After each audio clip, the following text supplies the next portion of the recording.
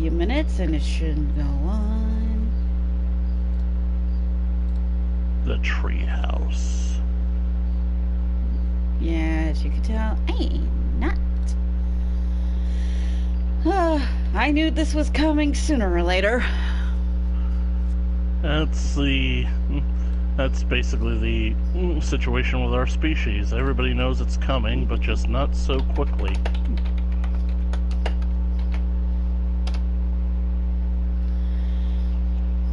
Yeah, I need to update that that preview picture that I got on my channel. Yep.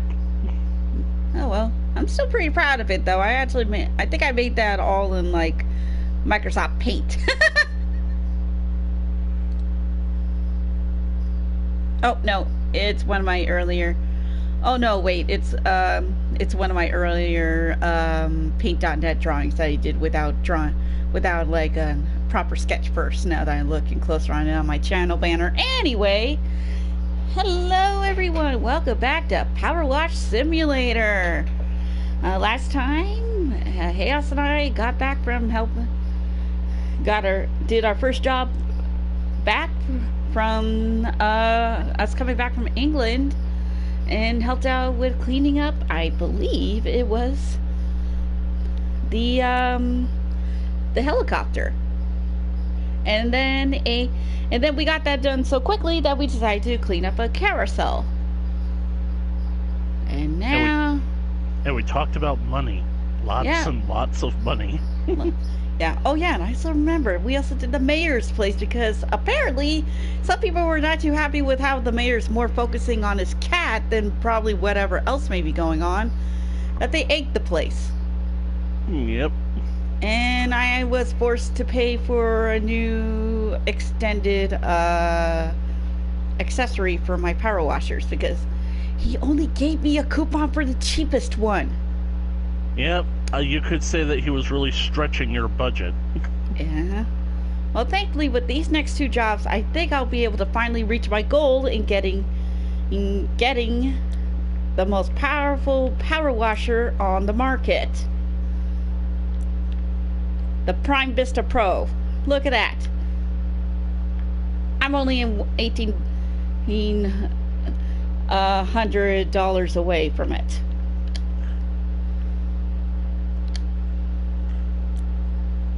So, between the drill and the treehouse, I should be good. Problem is,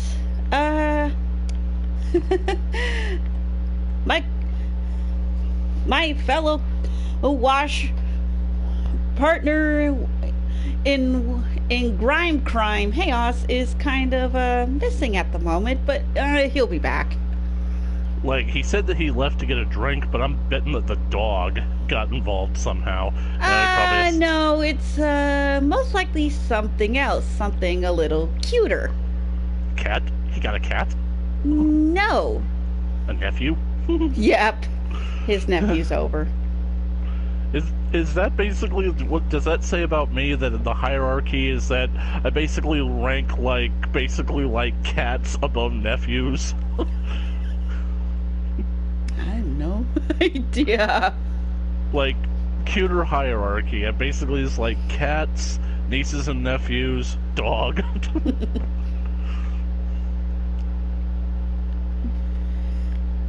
Oh well, I might as well get started on the drill and yeah, I can't wait to see this thing, because, like, I have a sneaking suspicion that this might be something trivia related. Yeah. Okay, from Blake Thirst. Cute.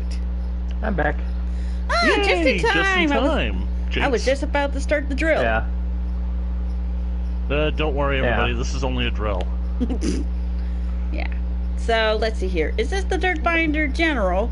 I've been given your details by the mayor as a person who can wash things and keep the dirt to themselves. Meet... Holy mo- Holy moly. Oh, God. Meet Holy Moly, my subterranean mining unit. It's a one-man excavator that I use to scour beneath the Earth's crust for valuable mineral deposits. Well, not me personally. I just tell where to dig. Anyways, you might find some unusual mineral traces during the clean. Please dispose of these judiciously. Okay, Alright. I'm just gonna say it like the Holy Moly as the name of an excavator literally sounds like what one of the hermits from Hermitcraft would name some kind of TNT tunnel borer because you're actually you're blasting holes. Oh gosh. Anyway, let's get in there and let's take a closer look at this thing. Yeah, just give me a second. I gotta mute the stream because, like I said, I still have yet to get a replacement headset for my laptop. Well, we can hardly tell the difference. So I'll just get in there, get Chaos in here, and then we can get going to clean up these next couple of jobs because as I said, the jobs today are, of course, holy moly, and that treehouse. Alrighty, so got that going. Gonna turn on the co-op. Yep. Ooh. Okay.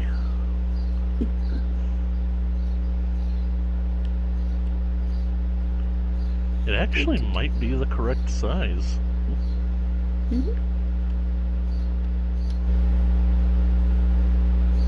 So yeah, there's a lot of thing going on gaming wise in June, that's for sure. Yep.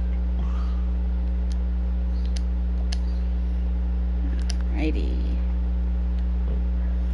Like, for example, tomorrow Minecraft 1.20 is dropping, and on top of that, we're getting the finer developers update for Monster Hunter's Rise Sunbreak. Got a bunch of updates to the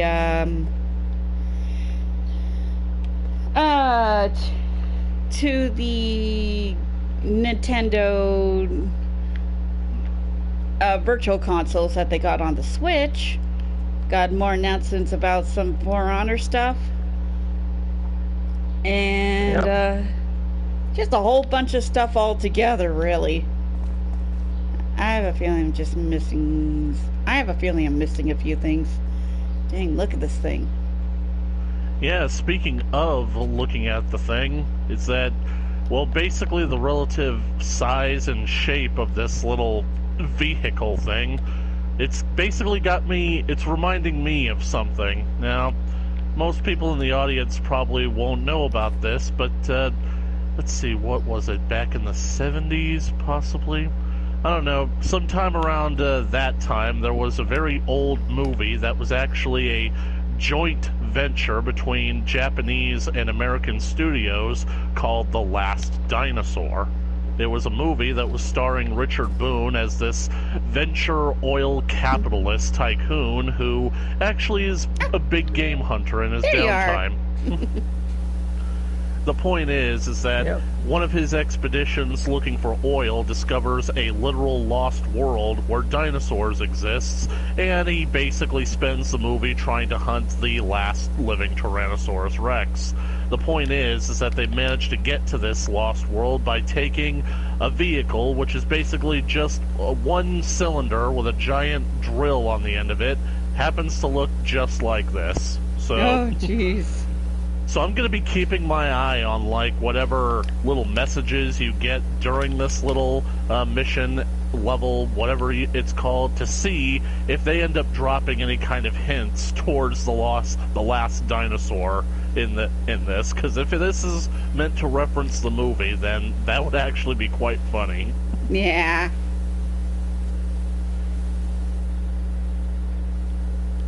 Was that Careful you, you're aiming Spring? with that thing. I wasn't aiming at you. I got hit by something on my left. Well, I got hit by something in front of me. Nope, that was me. Okay. The counterattacking. Ah, okay. It was probably unintentional because I'm trying to get into the nitty-gritty of these treads. So, what have you guys been up to this morning? Not much. Just sitting, chilling. I was listening to this new channel that one of Chaos's other friends introduced to us, called Really? Oversimplified. Basically talking about world history, well, simplified. And I've been binge watching this channel for a while, ever since he showed us, ever since he recommended to us a Pig War. yeah, pig war, a video on the pig war. Which friend was it that introduced it to us, Chaos? Cav. It was Cap. Yeah, a war started all because someone shot a pig. Well, I'd say Almost that started. It Yeah, was well, very close. Yeah, it got very close actually because apparently they were trying to figure out the Canadian-American border and of course they almost had a couple times, but between a faulty map and a bunch of islands between the mainland and Vancouver Island, it was a mess. Long story short, America gets away with committing crimes against the British through the sheer power of our sheer audacity for thinking we deserve everything in the world. Mm-hmm. Well, I suppose it's better than Australia literally going to war with an entire bird species and losing. And losing. You want to know what's funny? What? He's got a video on that. Oh boy, I can't wait. And what about you, Chaos? What have you been up to? I've been actually doing a play test for a product that I ordered on Kickstarter. I would go into more details, but I don't feel comfortable saying it specifically live and in the air. To the whole world, you mean? Correct. Well, that's good. I'd say that I had a pretty active morning this morning.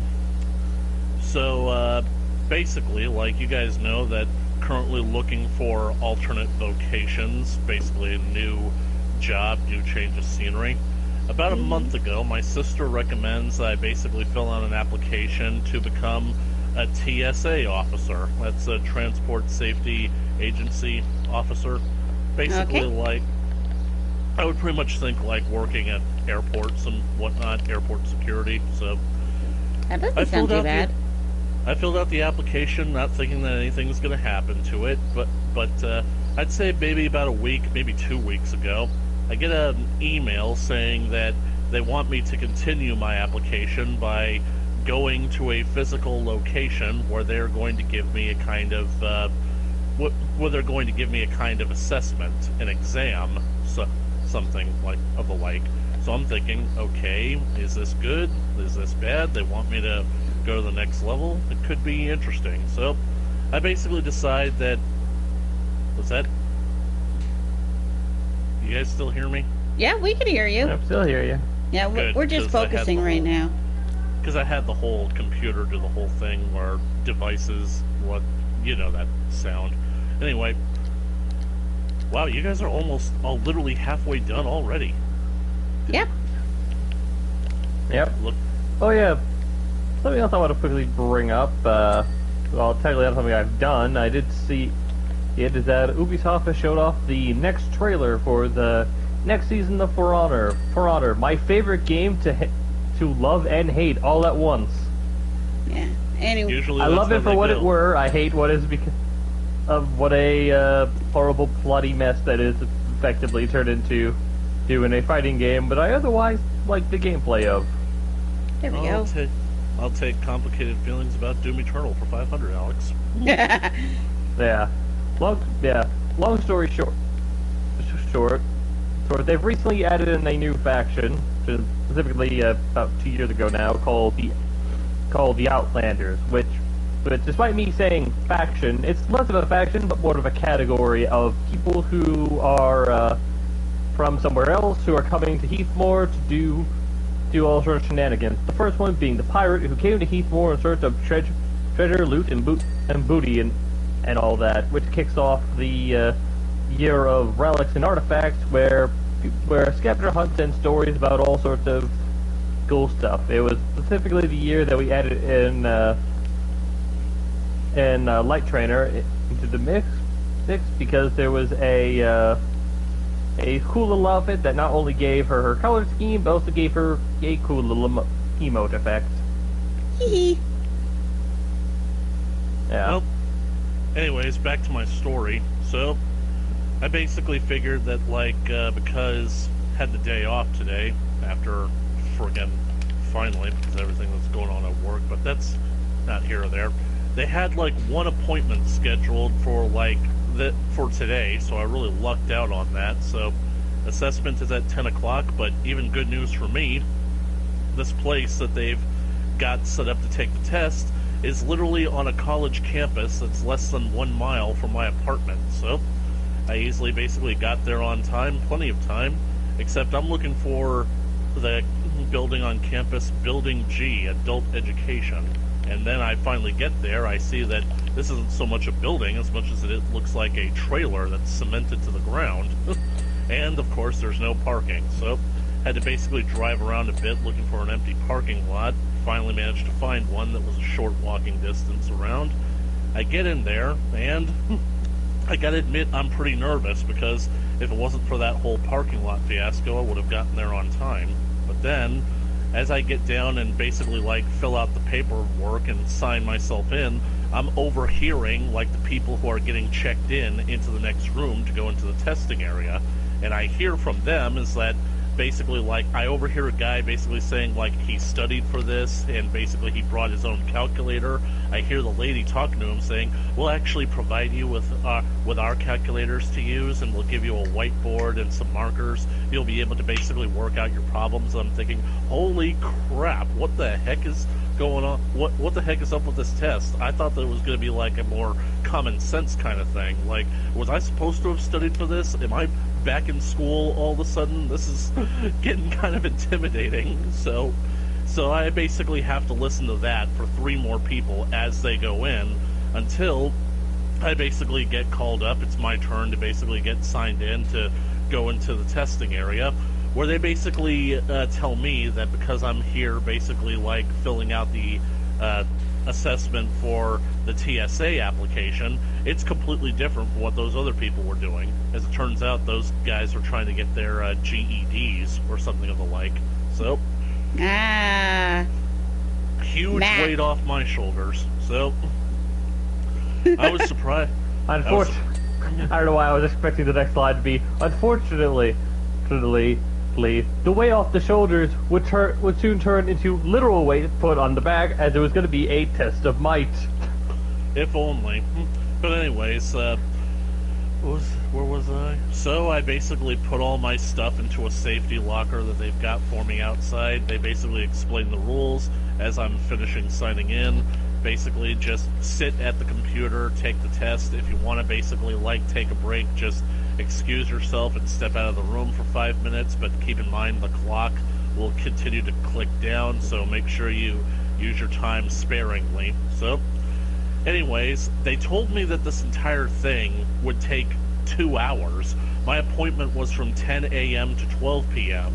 And I'm thinking, great, this is basically going to be the first part of my day, because when I get home, I'm going to have like 1 hour to relax and compose myself before I have to get on with you guys for the stream. So, because you know me, I basically, like, always gotta gotta get in the zone, you know? But I start up taking the online tests, and I'm reading everything that the screen is printing for me as meticulously as possible.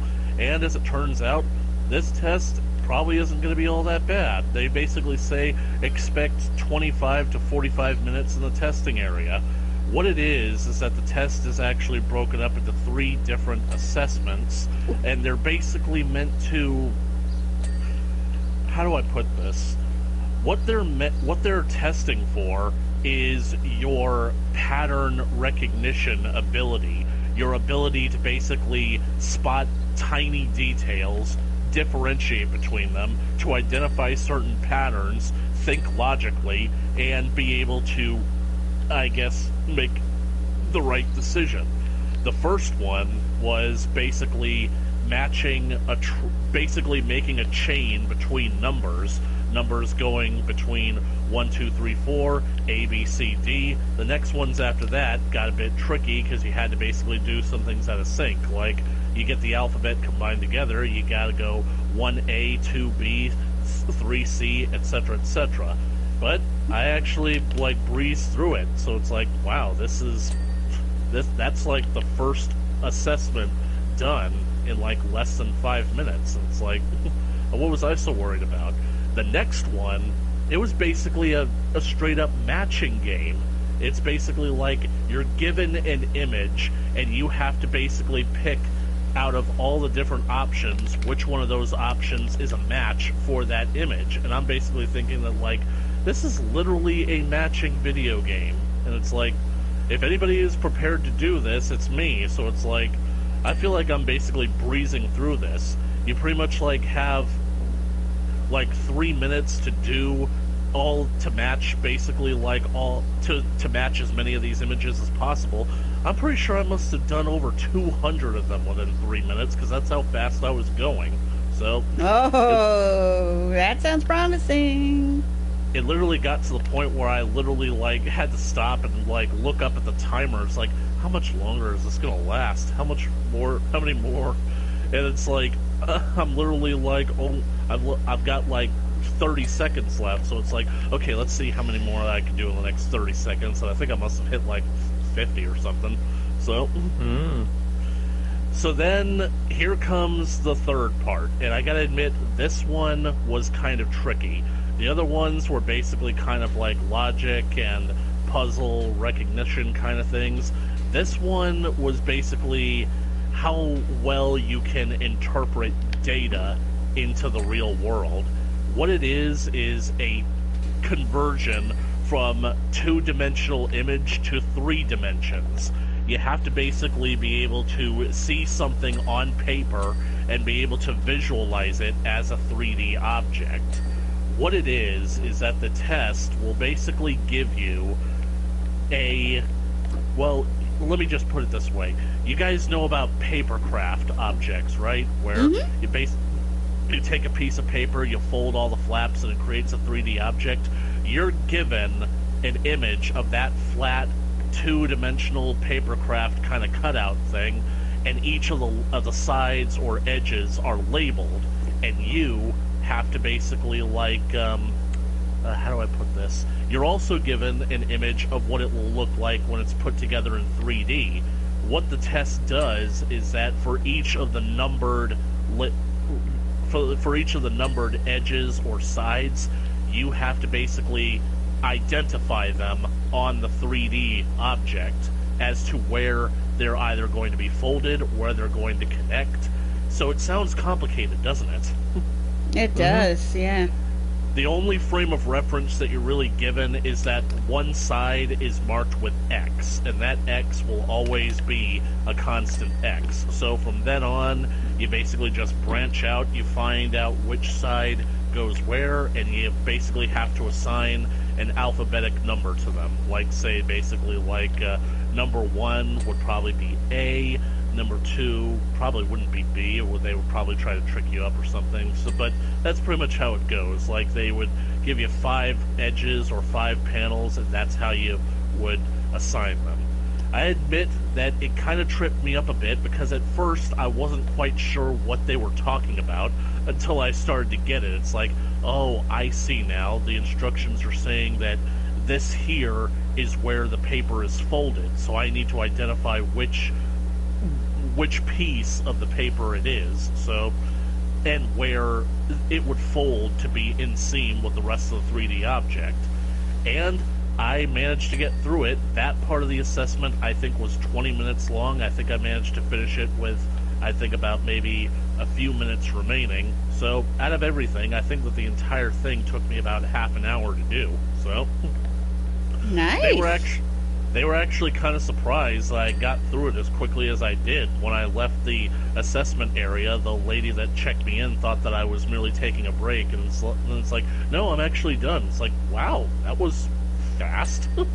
And then I think that basically maybe the whole thing was kind of a bit unorthodox, because they're used to basically giving the testing, the people who are coming in to test, a printout of like them testing, like getting the receipts. But it turns out, no, they don't have a printout for me. They're just going to send me an email. So I guess it kind of caught everyone off guard, but I still think that I did really well on this.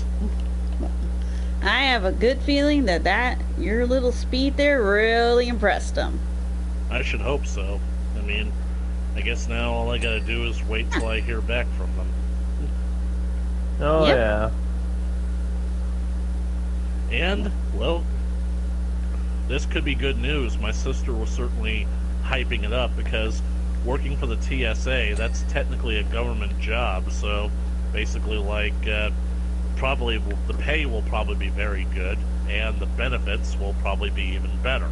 So, one thing that I'm definitely hoping for is that, according to my brother-in-law at least, working a government job basically like entitles you to basically gets you help with paying student loans. So that's certainly nothing to sneeze at. I should think, which is ironic because now I actually have to sneeze. Oh, jeez. Oh, yeah. So, anyways, I was actually kind of surprised. I didn't expect to get back here until like noon, but I literally got here like right at 11. Like, literally the time I left the building was literally like 1 hour from when I left my apartment, so...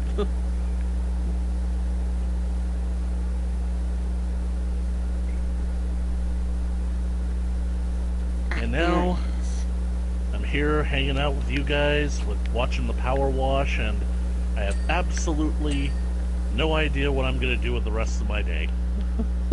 You also heard someone chose to stand on my head. Sorry!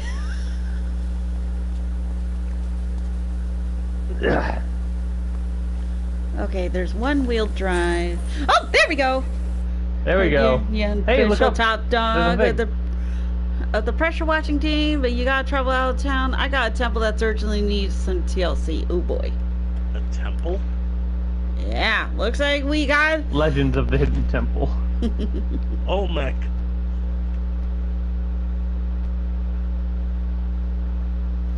And... What is tremendous... That is a tremendous job, Dirt Finder. You may have earned yourself some lucrative future contract work. Congratulations. Woohoo! Wait, his name is Blake Thrust? Yep!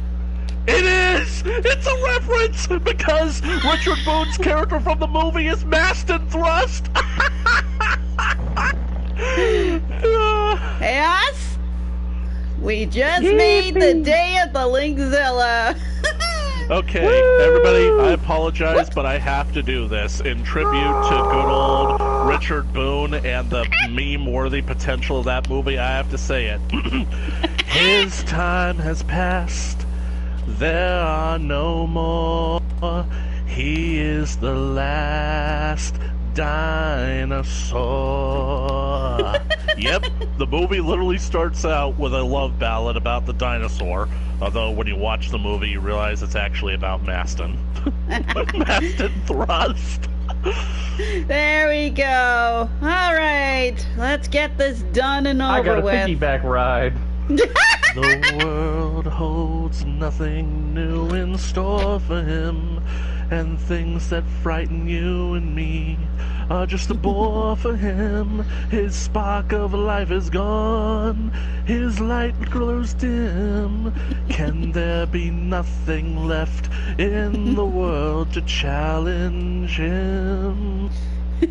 Nice. Anyways, Hunter wants us to clean his treehouse.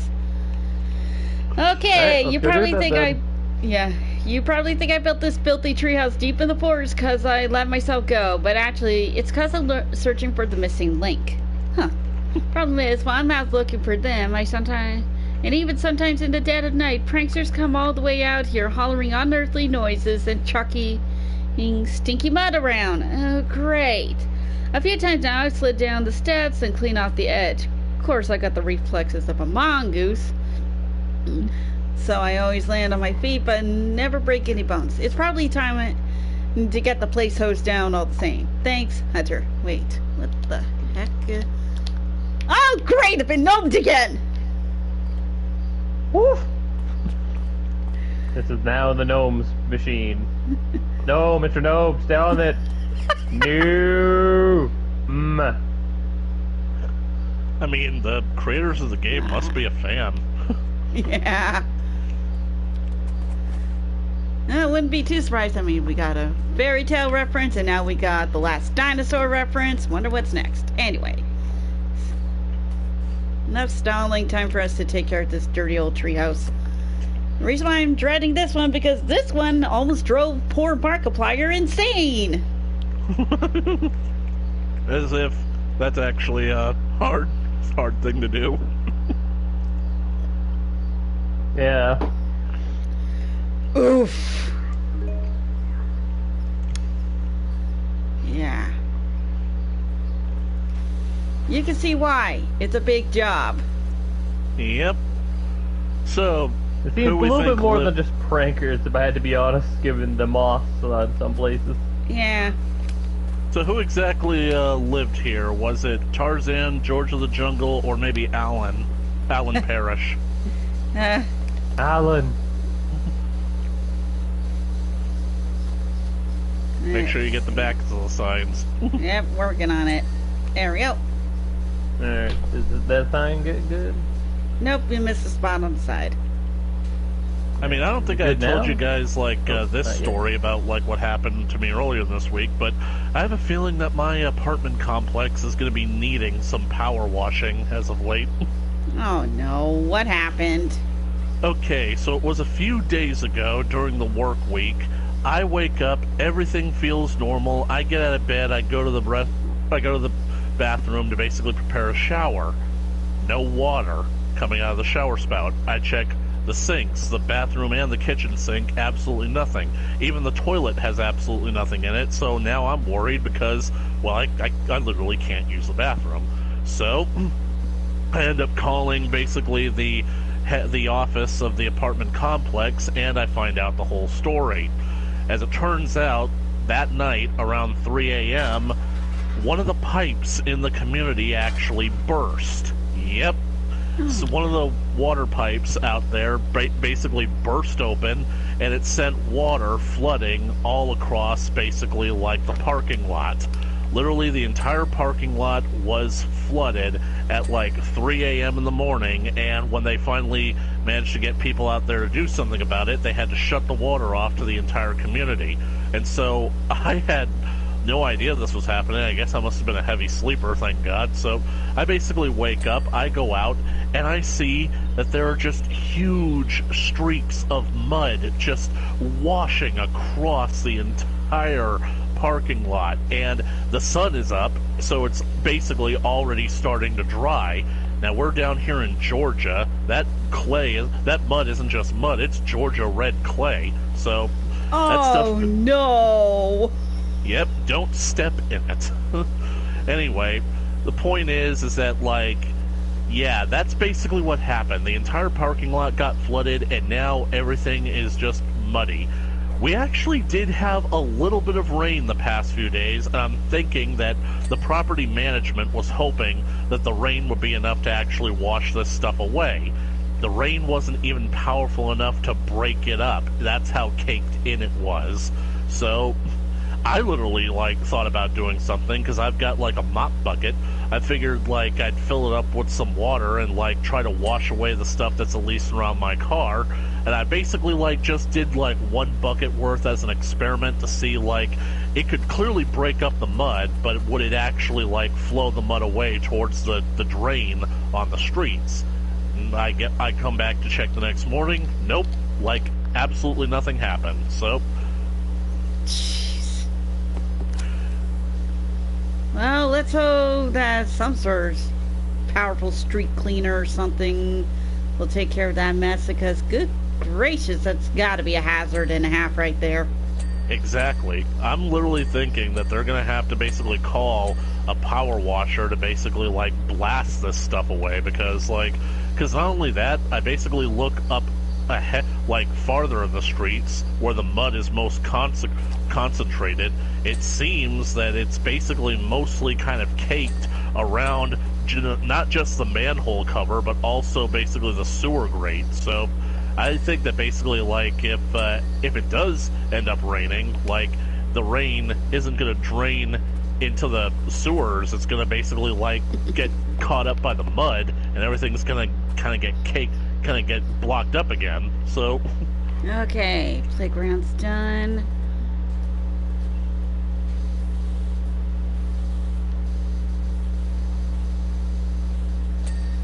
But yeah, I can definitely see how that's gonna be a problem.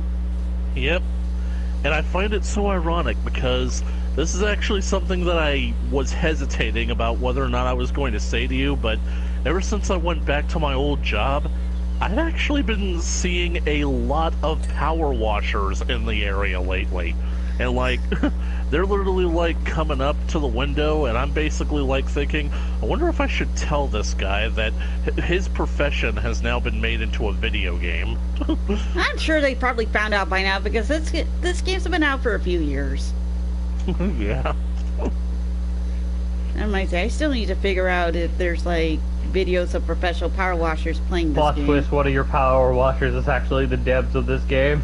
That would be funny. How funny would it be if I had inadvertently given him the idea to include the last dinosaur Easter egg? Yeah.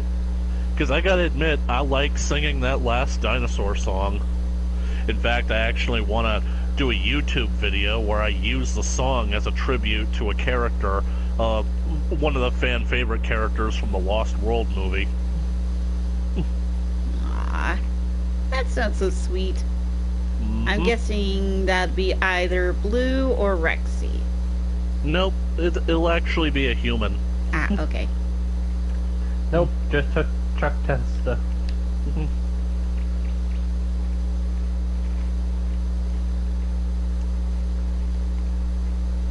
Seriously, what was Hunter thinking doing out here?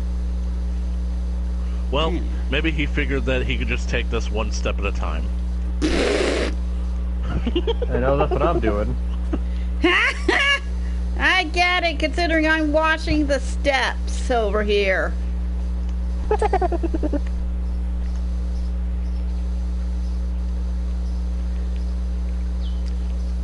By the way, if you don't mind me going back to Parada, you want to know the thing I find funny with how they recently did their thing? What? So, as I mentioned before, the Outlanders are pretty much people from different locations, but with how they had them in the previous year, so with the exception of the pirate, who is they were originally introduced, but actually, you know what, I'll focus more on the pirate first. So they were originally introduced as supposedly like this neutral faction. It's like, yeah, we don't care about covenants. There's a lot more to life than just these silly things that you warrior come up with in regard to a political landscape. Let's explore it all. Next season immediately commits terrorism on behalf of one of the covenants and more or less works faithfully as a attack dog for the big cheese in charge. Mm-hmm. Effectively becoming Darth Vader to what the heck? No, this is spam crawler. Alright, there we go. So anyway, effectively becoming Darth Vader to Estrella's Sidious if Darth Vader was also a mercenary that was just being paid.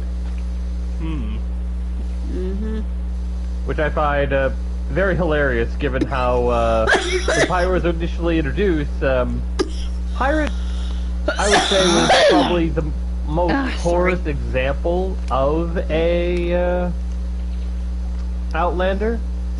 Because all the Outlanders otherwise are from locations that don't have a bigger faction to them. Like, we got the Medjay, which... Actually, you know what? Just test your knowledge. Where do you think the Medjay are from? Egypt. Good job. The next one's a little bit trickier. We get the Afreya. To give you a hint, the group is supposedly well known for having warrior scholars, being very intelligent, and whatnot. Having lived in a golden age of of scholarship, effectively? Greece? Nope. Nope. Greek, Rome, and Ireland are effectively part of the other factions already, to narrow it down. Ah. China? No, Nope, already China's another already faction. its own faction called the Wulin. Sorry, I should have mentioned that one sooner. And Japan's got their own in the samurai. Yep, they're one of the original three. Well, I wouldn't be able to... Probably wouldn't be able to guess. Ah, alrighty. The Well, answer you were sort of close to Greece. It's like close to the same area. Yep. It's close to that and Egypt. I think it's probably funny to consider that, but oh well.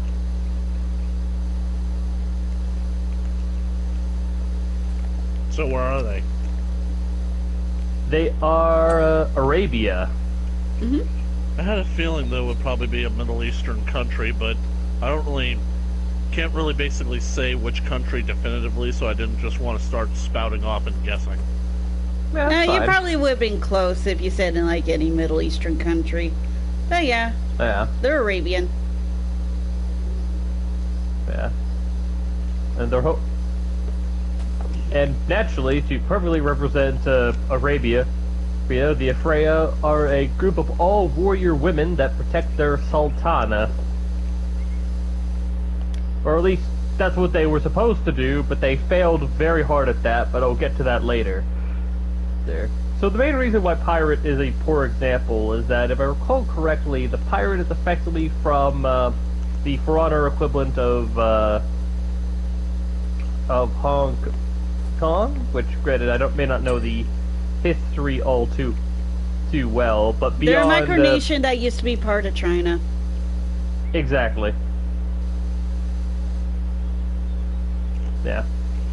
Which, unfortunately, is effectively no longer the case. China has taken over Hong Kong presently.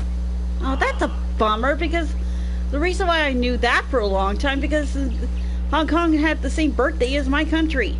May not be the exactly same year, but they celebrated like their own like Independence Day for a while on July 1st. Yeah. Yeah. But to go a little bit separate from that, because we're not here to talk about that particular topic. But they were ultimately, in my opinion, what you could say about them being a separate from all the other groups could literally be applied to a couple of other heroes that were otherwise part of the factions. Like, oh, they don't speak the same language as the normal members of the Wulin, who all speak Mandarin, I think. Maybe a little bit off, but I think that's the case. To which I introduce the Highlander, which is a Celtic member of the Warborn who does not speak Icelandic like the rest of the Viking faction. Oh, the aesthetics are vastly different. To which I point you to the Gladiator and Roman Centurion, who, while they both look fine together, they create a bit of a weird relationship with the rest of the knights, who are otherwise dressed up in armor, or at least look like they're trying to be as defensive as possible. And are certainly a little bit more tact about using their weapons. Meanwhile, the Roman dudes are all about punchy. Not that I'm complaining. Mm-hmm. Oh, they don't care about faction allegiance or the covenant. I already told you how that whole covenant relationship is pretty much null and void. They came up with one additional pirate character in the lore, and like, I want to take a random guess. Which group do you think the pirate was related to? Was it with Horikos, the group that the pirates are otherwise part of, or the Resistance, which is known as Chimera? I'm gonna guess Chimera. Wrong. Horkos joined a Horkos Inquisition to stop all these radical, generic, evil, murderous cultist guys that were separate from the Horkos. I mentioned that because when Horkos was introduced, beyond their alchemy bins, I'm not sure if even the devs remember anymore, or they effectively committed murderous terrorism because people weren't doing war enough because their god says they haven't been doing war enough. But don't worry, guys, those are the ones we want in charge of a Inquisition. And after all, they're supposed to represent evil Christian Europe at this point. Which, you know, normally I wouldn't say that much, but we'll get to that. Sure, she ended up realizing the horrificness of the Inquisition and going up against them, but rather than joining up with Chimera, she just takes the relics and runs. That much is certain. What is uncertain is whether or not the Pirate Lady actually properly fought back, which is something I'll get to later, because that's more of a personal gripe than onto my previous point in regards to the pirate. But again, some characters aren't specifically listed as being motivated by their covenants just by the coin, like the Aramusha, for example. They're effectively just blades for hire that go around. Then, and even more recently, a character that was released the same year as Pirate, being the Kaioshin, which are a bunch of pretty boy samurai boy who run around with a katana in sheath, which is something, an alien concept that's probably more foreign to the land of For Honor than a gun, weirdly enough. Because everybody carry around their sword in their hands, no sheath whatsoever, although they act like they have one for a lot of their animations. Yep. And my character uses a spear. Yep. But, yeah, effectively,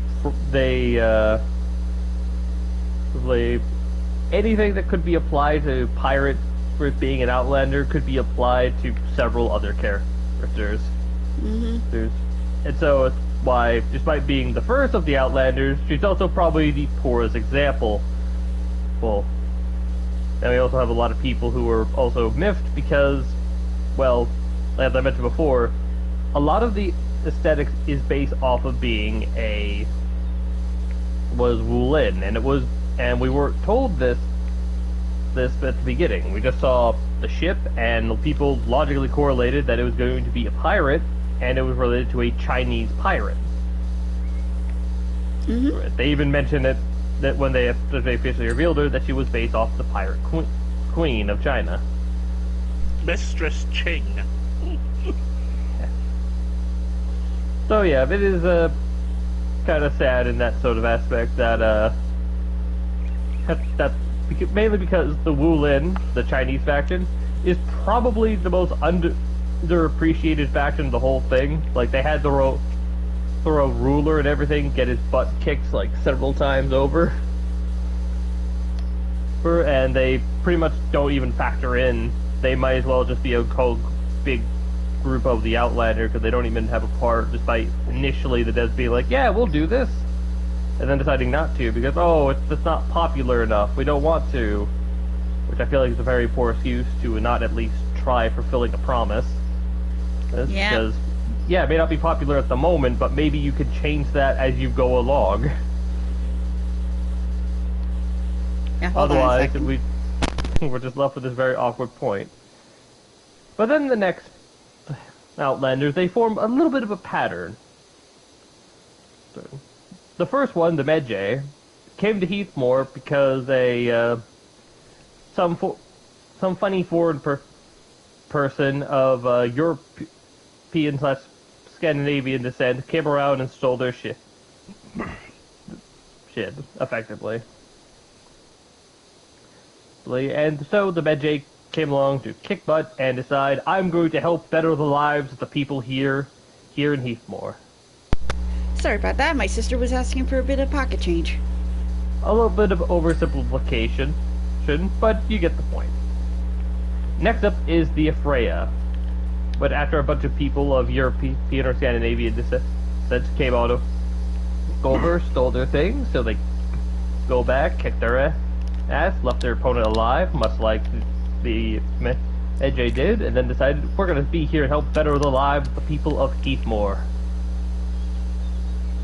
And so what we gather from the next Outlander is that what's very likely going to happen is some conquistadors, or some people of European or Scandinavian descent, that are going to go on over, where they've stolen some precious treasure, and since the name of the season is Vengeance, it's very likely that they're going to come back, the Outlanders, to Heathmoor, and try to kick their butts, and probably have some sort of weird motivation about staying around. Yeah, and like Hunter... maybe trying to better the lives of the people around. Yeah. Okay, go ahead. Yeah, and Hunter Lowe just said, I can give you some missing link backs based on what I've found so far, if you like. I'm curious missing. about this. No, not you! I'm sorry to just tell you this, but you see, when you were sleeping last night, I actually, for a test, I tried to put in the four sword to see what would happen in your hands. Yeah, I thought you would control them innately, but the rest of the thing just kept running around. I don't know where one of them went.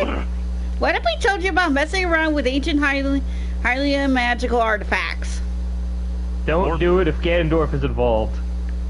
More importantly, what have I told you about potentially spoiling future plot points that I'm working on? Not to.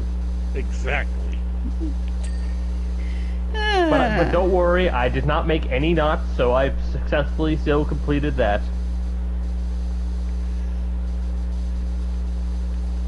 Jeez. I'm trying to get the impression that I may have misunderstood the knot to do it. Okay, I'm getting the duct tape. No! But yeah, anyway, just to quickly switch back topic.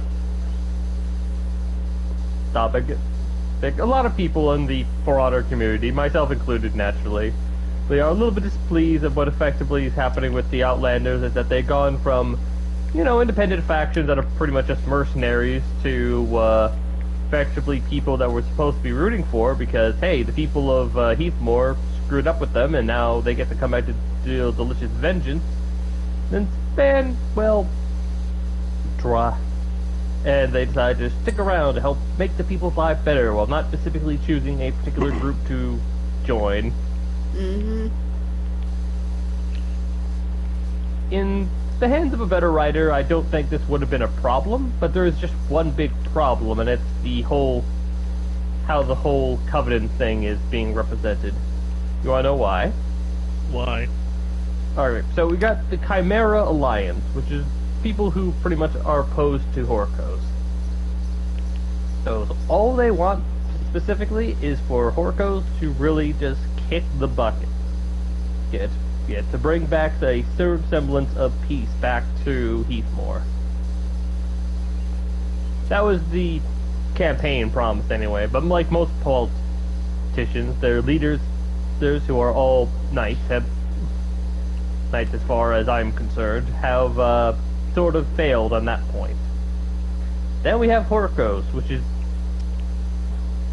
led by Estrella, a strong female character, as opposed to the male characters of Griffin and Dobby for the other faction, who are effectively warmongers who make alliances with the different major factions, pretty much like, yo, you can profit from this war economy, we can help you out with that. And they're like, sweet!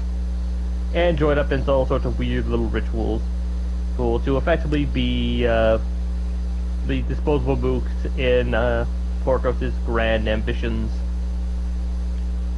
And if you're wondering, out of all the characters, there's a lot more female characters in the Horkos group than it is in the Chimera group. I have no clue why this is specifically a thing, because there should be more on the female side. I'm not just saying that because of gender discrepancy or whatnot. I'm saying this primarily because there are characters that were female in the Resistance, the pre-evolution of Chimera, and some characters who, could theoretically join up and help out Chimera, but they, again, ultimately are not a thing. It is very much underrepresented. It's Chimera as a whole. Where Horkos, they get Estrella, the leader, who is a Polion non-fanatic. We get the leaders of a group of warrior called the Harbingers that come in both male and female.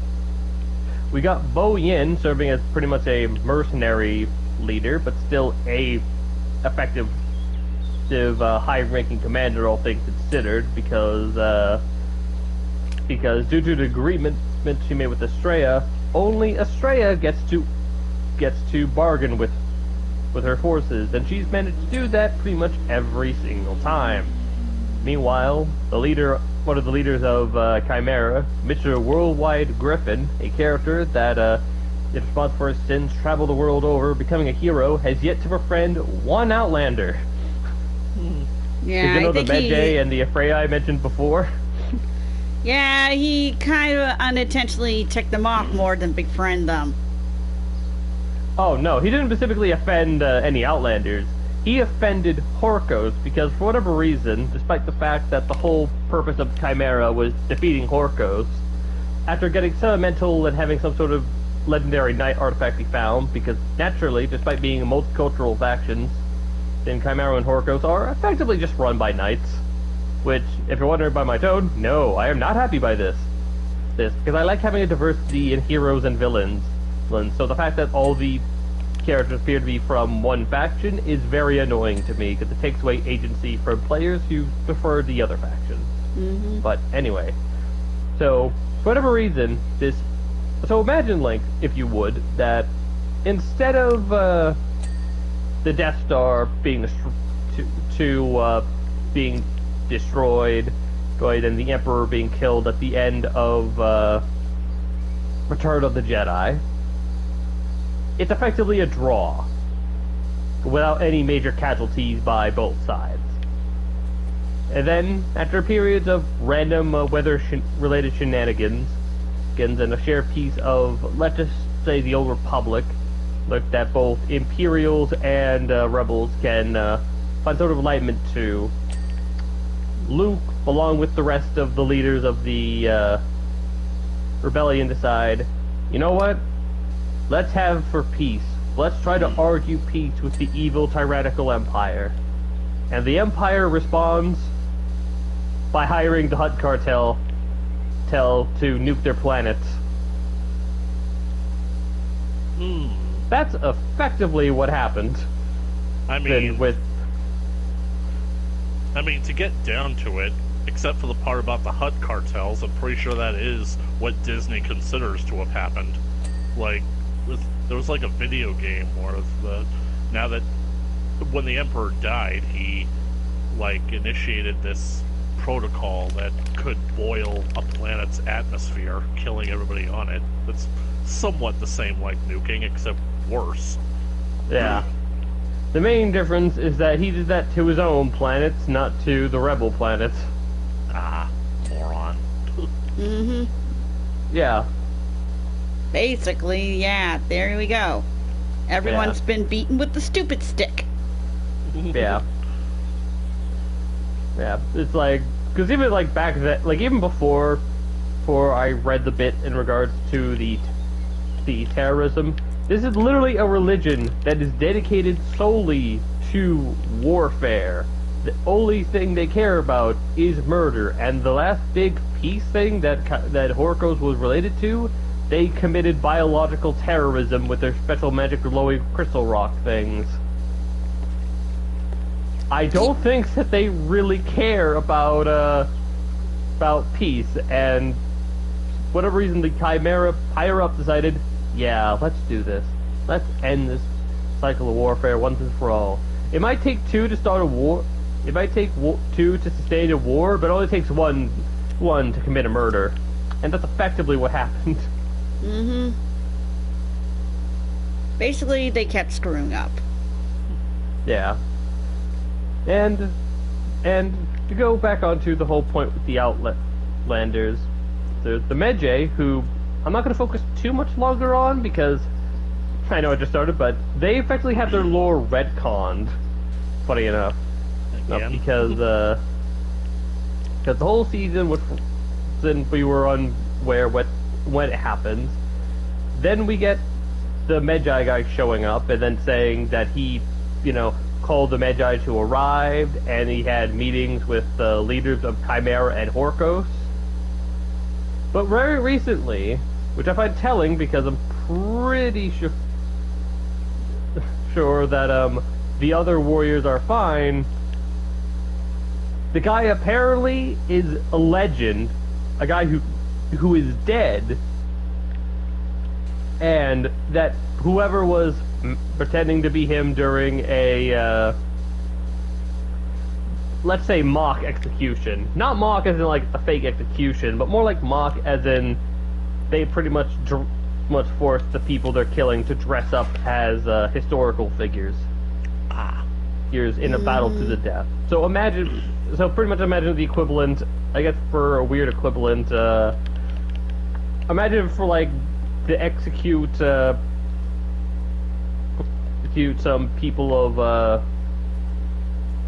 like a modern day war crime, to have them dress up as infinite historical figures like Adolf Hitler, for an example, and then force those people to try to kill each other to prove their innocence. Effectively, that's pretty much what happens in lore in the Death by Metal trials, which is I'm not going to focus too much on it, but basically yeah, it was stupid. It certainly sounds that way. Yeah. But yeah, the Medjay ended up running into a place that I like to call Switzerland, because they chose complete neutrality, despite the fact that their whole little lore was being noble protectors, and between the Chimera alliance that has repeatedly been referred to as protectors of the innocent, and having a righteous reason to be angry at Horkos, the very much bloodthirsty killers who go out of their way to cause more conflict and strife as possible. The Medjay looked at those options like, you know what? I think there's good people on both sides, so I'm just going to be neutral in this endeavor. If people need me, I'll be there. The most we got out of them in terms of having this neutrality was a random Medjay joining Chimera, and I say random because we weren't even given a name for the individual. Take a wild guess how long he lasts. Not even a year. Not even like a month, I want to say, because I want to say a month later, they introduced the hero skin, which was a Black Prior known as Commander Ravier, and she pretty much stated to have killed a Chimera-aligned Medjay, so despite the fact they built up of, an Outlander that decided to join a faction, oh my god, they immediately killed them all! They didn't even give us a damn name! Oh. And the other time the Medjay were brought up was them potentially being part of a murderous cult that does weird worship with a relic. So yeah, the Medjay, pretty much they think these relics that come from very much different cultures and places are somehow related to making paradise, and for whatever reason, to achieve this paradise, they must engage in mass murder. Yeah, it's probably the most underdeveloped part, and it's a shame because it is supposed to be the core of what was going on with the Season of Heresy. So, very dumb there. It didn't work out. Yeah. I'm effectively, while I'm not going to mute the game, I am effectively just going to listen in into the lore just to see what else happens, but I don't imagine I'm going to be surprised with the current season that they're going to be doing. But back on to the point. The next one was the Afreya. Yeah. Who their introduction was was through the eyes of the Horkos commander, Commander Ravier, who was dressed up in regalia to invoke one of the Crusader kings of Jerusalem. One that specifically had leprosy, if I recall correctly. And effectively leads into a, again, I mentioned female just because I find it weird that the amount of notable good-aligned Chimera members is very low. Meanwhile, Horkos is nice and perfectly diverse. But anyway, they pretty much tricked their way into getting into the Sultana's good graces, being foreign visitors and whatnot, and one of them was literally wearing an iron mask most of the time. And I'm not sure about you. That's not suspicious at all. Yeah. Yeah, and the Sultana, in all of her infinite wisdom and hubris, decides, hey, take a look at our special celestial sphere. This sacred artifact that we have, that totally isn't part of the gimmick for the season, allows us to see the future. Oh, can I see that? Sure. Oh, neat. Now I know what grand acts of terrorism I'm going to plan to next. Wait, what? What are you going to do? Well, I'm going to kill you, destroy this orb, and burn your library of Arabia. Have fun. And, well, then Grabier killed the Sultana and ran away. Committing plenty of murder and terrorism along the way amongst the Chimera lines. But as doing that, the Afreya, led by Hebe, was quickly on the tail, as quickly as molasses, given how Ravier had enough time to go back to base, tell her superiors about what happened, go do a little bit of trolling with some random Chimera goons, effectively, before finally being confronted by the Afreya. And of course, my biggest gripe is that why did they, focus on trying to fix the stupid relic? They did. Well, on the side, they apparently had a separate group doing that, but it is very much strange that they did go through this effort of tracking them down, because effectively it gets repaired by a separate group off screen. Which, the main reason why it's a little bit more harsh, because Commander Ravier, despite being beaten by Hivia in battle, Link, she was spared because the mask comes off, and apparently Hivia felt a sense of remorse given what was underneath the mask. What it was under the mask, they don't tell you. Oh, I'll shut up now. Yeah, anyways, missing link fact. They're sometimes called Bigfoot because of their one Bigfoot, kind of like a bear's. The other one's small, like a cat's. I found track evidence of this myself. What? Didn't you just saw cat tracks and bear tracks just together? That's what I'm thinking. Anyways, continuing on your little rant there, House.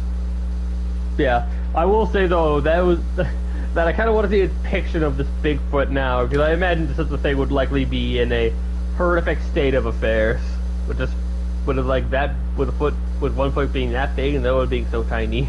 Mm-hmm. But anyway, and Afreya, Hebe of the Afreya, does not land the killing blow, and Ravier had enough time to get away, which is completely get away. She was able to get right back to her group, and while she got humiliated by the defeat, she very quickly in the same season then managed to rally herself forward. So yeah, Horkos did not suffer any real major casualties beyond a couple of nameless black priors being killed. And what did the Hebe and the Afreyas do? with their celestial spear now being fixed when this random murder or attempt at revenge, well, not random, when with the attempt of revenge effectively not being completed because the target of the revenge being able to just run off to commit more evil. Hey gang, let's go try to spread enlightenment amongst the ignorant masses. Woo! Hey guys, you want to help out with the the Horkos with Chimera situation? Better said Horkos go attack? You're right. We're gonna go to this festival they're having thing and investigate. They go there. One of Freya says, I think these guys are onto something. And that's the most we get out in regards to their relationship with Horkos. No attempting to align with Chimera or anything. As far as lore is considered, they don't even know Chimera even exists. And the only stated people we have pretty much decide to align with the people who, again, burned down their sacred library, broke their sacred relic, and killed their ruler. Yeah, sorry about any zebra stripes that you see on the buildings. I'm just doing some cleaning on the outside.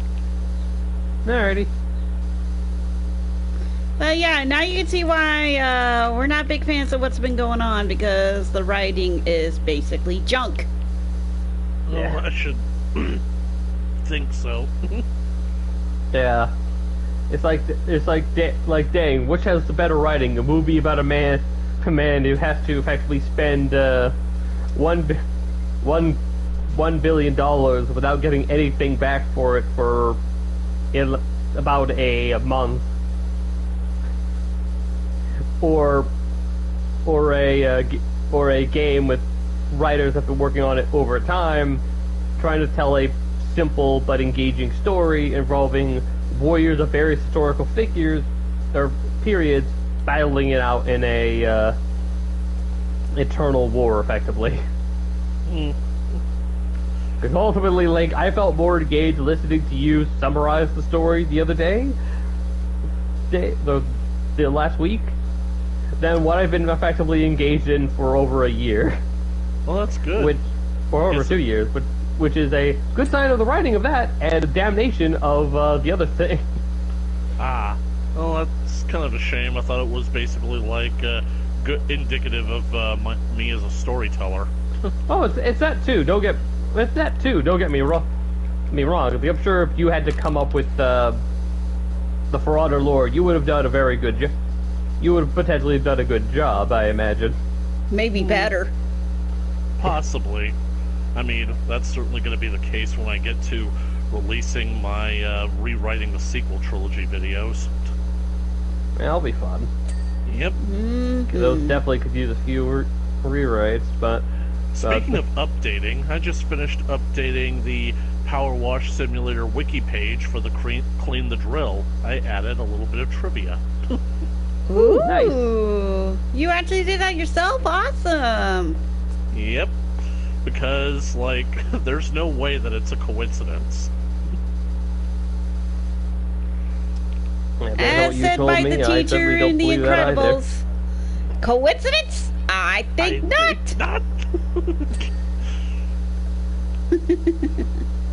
That reminds me, they did a sequel. I have to see how that was. You haven't seen Incredibles 2 yet? No, I haven't. I know of, some key facts. I know the villain is apparently some sort of Phoebe aficionado, Elastigirl. This is incredible. Whatever you want to go with for a title. She's effectively the one who has the chance to go into superhero wing, while Mr. Incredible himself is being a parent, which I think is a fine idea to do a little switch around at least. Mm-hmm. Yeah. This is somewhat funny, given how they were supposedly they finally got the public good favor on before effectively. Yeah. Well, we'll certainly have to talk about that after you watch it. Yeah. I have a feeling it wasn't that good by the sounds of that growl.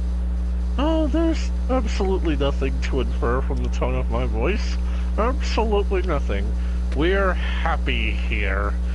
Happy, happy, happy. Yeah, the sound of your voice through your sharp teeth is not reassuring, Link. It was bad.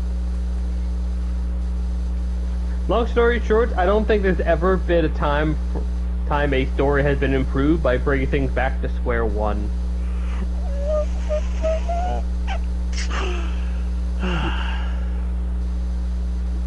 Like, you come up with one? Because I can't come up with one. They usually don't turn out too well, in my opinion, unless it's specifically I mean, it would part have. of the. It has to be a hard reboot. Like taking things back to square one, basically, literally means that you're starting all over, and that unfortunately can have the implication that basically means we gotta tell the same story all over again. I mean, look Final at Fantasy XIV: A Realm Reborn. Yeah. And look at friggin' The Force Awakens. The big problem with that movie is that it's Star Wars Episode 7. I mean, seriously, like, if they wanted to basically do a flat-out hard reboot of the entire Star Wars franchise, then they should have friggin' established that this Star Wars movie had absolutely nothing to do with the rest of the saga. Unfortunately, apparently it does. Yep. They wanted to have their cake and eat it too. Yep. And I mean, whenever you basically don't do a hardcore reboot, if a character is literally sent back to where they were before, you gotta basically have, like, explanations for it. Like, I don't know, you guys ever heard of a CW show called The Vampire Diaries? I may have heard of it, but I'm not really. Doesn't ring any bells presently, but that might change after you tell us more. Well, the show basically, well, let's face it, it got made to cash in on the Twilight craze. One of the show's main characters, his name is Stefan, or Stefan. He's basically like a vampire. In season 1, the main antagonist of the show was actually his brother Damon, but, well, let's face it, Damon just ended up becoming another protagonist anyway.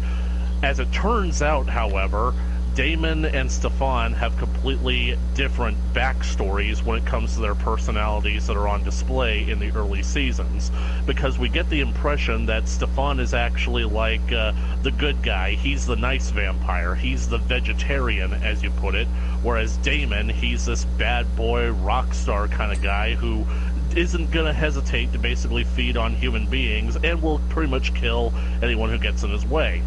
As it turns out, where these characters started, it turns out that Damon was actually the good boy and Stefan was a little bit of a psycho. You see, basically speaking, in this universe of the Vampire Diaries, the vampires actually have a physical ability where they can turn off their morality. They call it the switch. You literally just flip the switch inside your mind and boom! You're a complete unfeeling sociopath. You will literally do any sort of heinous thing to anybody, even people that you know and love, and you won't feel a thing about it. So... Is it wrong when I say that sounds kind of stupid? I didn't hear the first part. Say it again. I said, is it wrong? Is it wrong when I say if that sounds kind of stupid? It does sound kind of stupid, but what's your perspective on it? I don't know, just having like a mental switch, turning off your morality and everything else, that just sounds a little off-putting to me. Well, I think that it's meant to be off-putting because of how it gets used in the series, as I'm basically about to sort of get to. When Stefan and Damon first became vampires, Stefan basically experimented with turning the switch off, and he became a vampire that was so notoriously feared, he actually became known as the Ripper. And, well, basically, like, that sort of created, like, this reputation that he's always sort of been trying to run from ever since he basically got his morality turned back on. The reason that I'm telling you all this is because it's clear that over the years, Stefan had to go through a sort of character arc where he sort of had to regain his humanity after all the years that he spent being the Ripper. But the topic of this entire thing is what happens when you get set back to square one, because here's where the big antagonist of the series comes in. You see, at some point, I think in maybe the end of season 2 or maybe season 3, we get introduced to the family of the originals, as in the first vampires to ever exist, the original vampires, and one of them is a complete psychopath by the name of Klaus. He is basically the biggest, baddest guy that they face in the entire series, and the worst part about it is they can't possibly kill him out of fear that they might end up killing themselves because of the whole, thing, if you kill a vampire, you take out their entire sire line, and since these guys are the originals, every single vampire in the world could potentially be traced back to them. Now, here's the big twist. When Klaus shows up in the series, it actually gets revealed that he and Stefan actually used to be good buddies during Stefan's Ripper days. So he kind of wants that version of him back. So when he realizes that Stefan is a complete bleeding heart with his morality turned on, he literally uses his vampire compulsion ability, basically vampire hypnotism, to force Stefan to turn his morality off. So that's basically how Stefan gets back to square one in season 3 or season 4. I can't remember which one it is. So that's basically kind of like the whole point that I'm getting at. If you have a character that goes back to square one, there has to be a really damn good reason in order to do it. Now, LT says that the reason is stupid because she thinks that it's unnerving, and I think that's kind of the point. The fact that Klaus is a much more older and much more powerful vampire, he literally forces Stefan to do it through sheer willpower alone. So it's something that's being forced onto him that's turning him into a bad person. So, I don't know, do you guys think that it works? Does it kind of work? Because I think that it was pretty interesting when I watched it.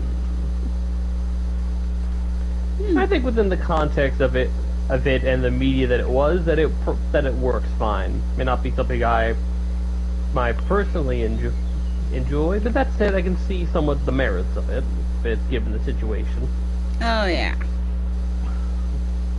definitely a far better vampire story than Twilight. Oh, definitely. I mean, seriously, you can't be with your human girlfriend, so you decide to basically unalive yourself by revealing yourself in front of a whole bunch of people. The last thing that any guy wants to do is expose themselves. And then we have, there's the whole... Oh, missing link fact! Triangle. Sorry. They deposit their scat in buns much like a wild hog, with which they apparently share an identical diet. He just found hog poop. Finding random animals and saying, aha, this is definitely the same creature. Hey, just guys, I think that basically we ought to listen to him. I mean, he is super serial about this. Mm-hmm. I don't know, man. Super serial has been doing all sorts of nebulous crime things. I think we got to revoke his superhero privileges. Yeah. Kind of reminds me, have you heard that there's a Spider-Man villain known as the Spot? Actually, I think I had heard of him. Yeah. Can't remember much about him, though. His main gimmick is that he can make... is that the spots on his body costume, not sure, are effectively portals that he can redirect things that go into them at will. Yep, now I remember. Yeah, I remember. I saw that, a long time ago. Sort of basically a similar concept to DC's Polka Dot Man, except portals instead of horrific body horror. Yeah. I don't want to know. You hear that Spider-Man has become the Punisher? Spider-Man has done a lot of things thanks to certain comic writers. Unless you mean like the canon Spidey. Well, I don't know if it's canon or not. I just basically saw it in somebody's YouTube community post where Peter effectively snaps one day and pretty much becomes the Punisher.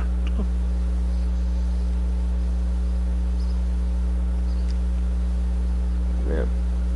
I gotta admit, the black and gray Spidey Punisher suit looked kind of cool, and apparently he's got guns connected to his web shooters now.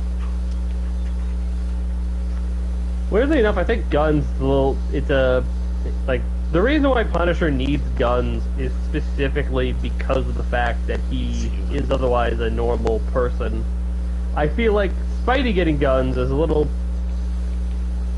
cartoony, for lack of a better word. Yep. Because he's already stronger than most people, and he holds back his punches in fighting. And since his web can just whip people around, he does not need guns in order to just mess up people's day. Yeah. I've seen what happens when he completely snaps and stops pulling his punches. There's a comic where he's basically just had enough and just literally just goes after Kingpin, and he stops holding back. A man that basically has 300 pounds of pure muscle, and he is just ragdolling him. Yep. There's a reason why one of the main lessons of Spider-Man is with great power comes great responsibility. Yep.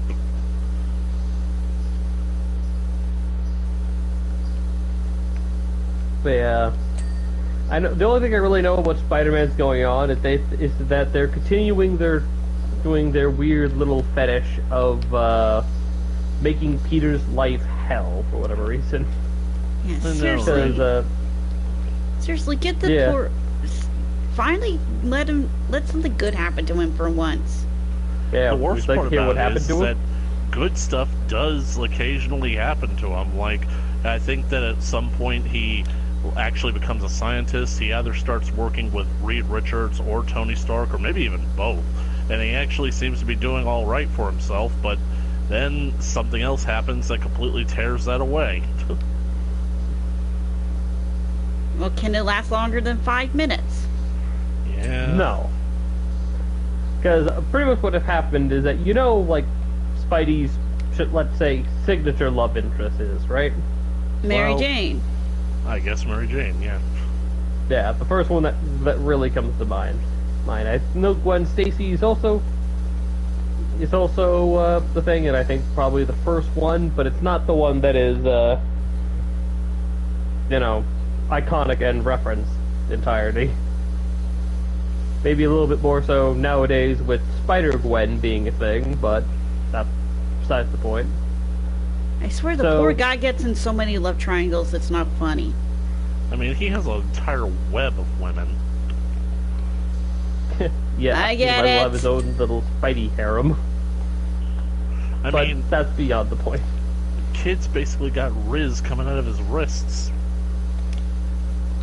Okay, let's get back to the point. It was charisma, not what you were saying. Okay. Anyway.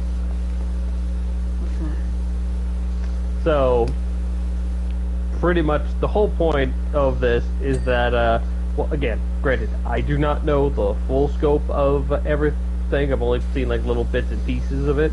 But effectively, they've added a new guy named Paul. And Paul, and Mary Jane get stranded in some sort of alternate dimension, apparently. And Paul was being somewhat of a prick to Peter, if I recall correctly. And when the world gets sorted out and Peter goes to try to find Mary Jane, Paul is there with 2 kids. Yeah. Oh, Apparently, Mary Jane started a relationship, and well, Peter's having a hard time coping with that, apparently inverse, which I just can't help but find. Really, dude? Was your fetish really to cuck Peter Parker? I mean, I feel like that's the best summary of that. I mean, yeah, I can see that Peter will definitely be upset over, like, Mary Jane, but, I mean, you can always call Felicity, see if she's available. Yeah. What I just hate about it is just it's just a random dude that apparently got invented for this sole purpose. My sole purpose in life is to cuck Peter Parker. Yeah, pretty much. And this is the reason why I do not follow too many superhero comics, because it gets too convoluted, more convoluted than the longest running manga and anime series ever. Yeah, weirdly enough, that manga is doing a better job with that, and they could go through that without like the multiverse, con rewrites, glue. From what I understand, most long-standing ones, they just keep the story properly going.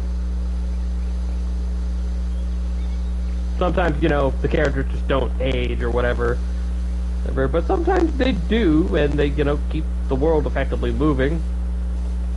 Maybe sometimes there's something that changes the status quo completely, like in JoJo, but ultimately it is just, you know, the world moves forward, sort of thing.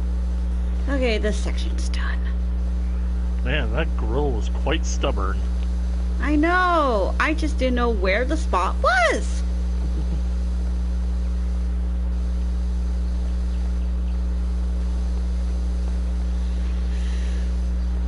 Okay. I'm just glad at the very least in the video game continuities, I don't have to worry about any of the unpopular plot points coming in there usually. If I recall correctly, they keep as close to canon as possible. Yeah. Or at least something preferable. Granted, there are some situations when that just made me kind of mainly like the one time they had, what was it? Yeah. Captain Marvel show up in Marvel Ultimate Alliance 3 as, because I'll be honest, not exactly my favorite character, to put simply. They just do. And granted, I think I've made that apparent on my own channel with Midnight Suns, but at least there, she's with how the plot's engaged with her, she's probably my favorite iteration of that particular character, sir. I think my least favorite, yeah. That said, there's still some moment that maybe kind of scratched my head, like they bring up the infamous Civil War II, which was discussing whether or not if it was illegal to arrest people if they're going to commit a crime in the future through psychic robot foretelling technology rather than any actual hard evidence. Ah, that debacle. Yeah. Captain Marvel's all for it. Tony Stark was not all for it. I find it hilarious that is the thing, given how the previous Civil War, Tony was on the side of the government, but now he swapped. Let's basically just put it out there. If Tony Stark, the king of bad ideas, is basically, like, not on your side, you must be, like, some entirely different level of crazy. Oh, yeah.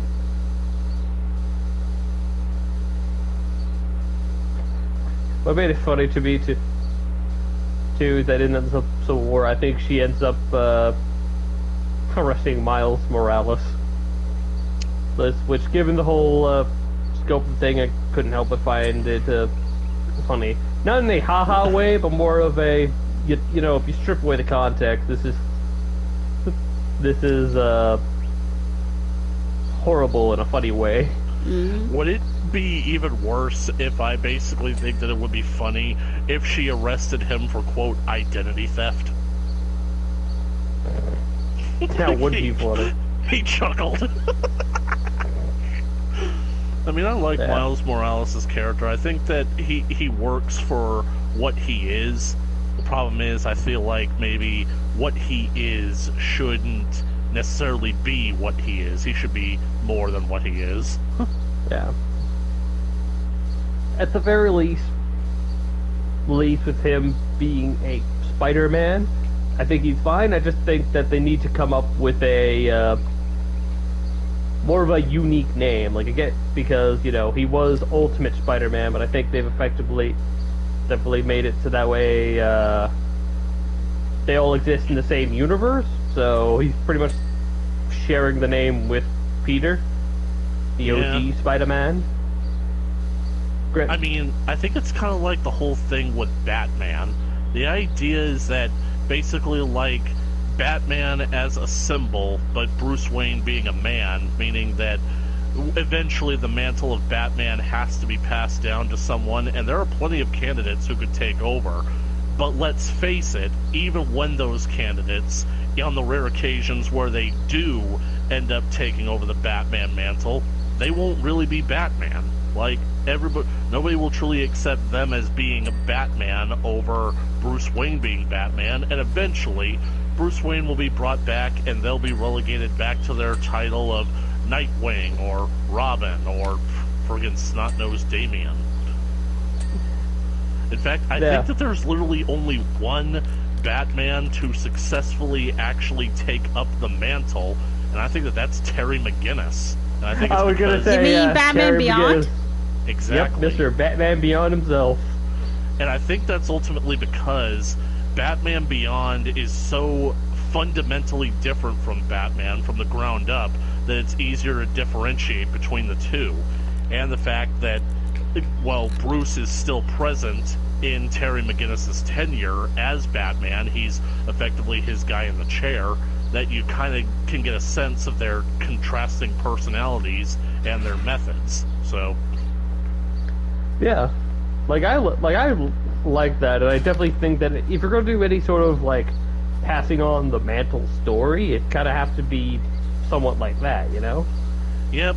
Especially at the very end of Justice League Unlimited, where it's pretty much revealed that Terry McGinnis is low-key a clone of Bruce Wayne. What? You didn't know? No! Oh, crud.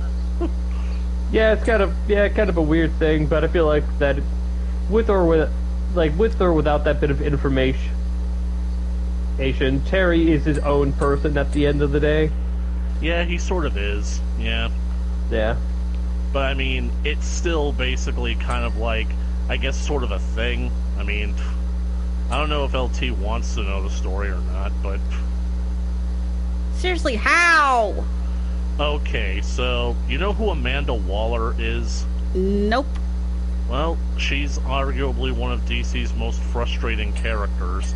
She is basically this government agent who pretty much poses the question of, if the superheroes are the ones who are watching out for us, then who's basically like overseeing the superheroes? How do we know that they're not... Who watches the Watchmen? Basically that kind of thing. Who watches the Watchers and whatnot? How do we know that they're not overstepping their bounds and their crimes? And she ends up causing a whole lot of unnecessary problems for the Justice League, even though her agencies are the ones who unleashed Doomsday for the second time. Anyway, after, I think, the Justice League pretty much, I guess, sort of, I think, put, like, Waller in her place, she starts to realize the importance of having the Justice League around. And the one Justice League member who was basically, like, the most, I think, challenging for Waller was Batman, and she realized that Batman was actually right about her. She was the one who was actually overstepping while trying to keep them in line. So Batman, in a lot of ways, Batman is kind of like the deterrent that keeps all the other superpowered members of the Justice League in line. So Waller gets the idea that the world is always going to need a Batman, but Bruce Wayne isn't going to be around forever. So that's why she cloned him and made Terry? It's not exactly 100% a cloning. She manipulated circumstances and genetic materials to ensure that a healthy woman was basically given a kind of, I think, donation from Bruce Wayne in a lot of ways. One that basically carried more of his genetic material than what otherwise would have been sampled. So Terry's a clone, but he's more kind of he's more like a son, an illegitimate son, but his DNA is so tampered with that he's actually like more Bruce than he would be if he was just Bruce's son. You know what I'm saying? Like, dang. Like with your mom and dad, you're 50% your mom, you're 50% your dad. I'd say Terry is like 25% his mom and more like 75% Bruce. Dang, talk about complications. Yeah, especially considering that Terry's primary motivation for becoming Batman was trying to find his dad's killer. The irony is that he ends up meeting his real biological father throughout all this. It turns out to be an octogenarian billionaire. Octogenarian billionaire Batman. Wow. Yeah, How did he take the truth of his origins, by the way? Well, he got this confession from Waller, and surprisingly, he's okay with it. I honestly think because this confession comes, I think, like, at least a few years after he's worked with Batman, so I'm thinking that Terry is now in his 20s, and Bruce is approaching his 90s, and all he can really think of is that, like, you know what, I think I'm okay with this. And Smart kid. I think it's ultimately because he's sort of realizing that Bruce is now kind of at the end of his life, and sort of, he's old, he's a bit cranky, but he kind of enjoys being with him. Yeah. Missing link bag. Their scent is very much like that of a muskrat, and they seem to crouch right down. Ugh. And crouch right down when marking their territory and appear much smaller than they really are. He's seen lots of random animals late in the night and think they're this missing link. How funny would it be if we were to get a cutscene that actually shows us this creature? What on earth did I do to that one with that one force sword?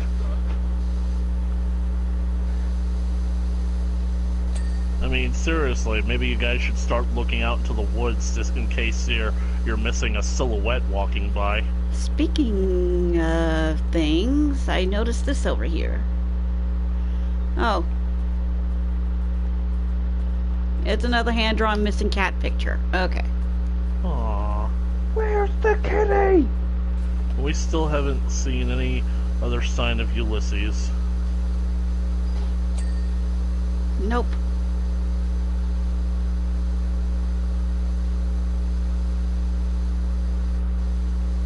Not since I unintentionally spooked him back at the backyard.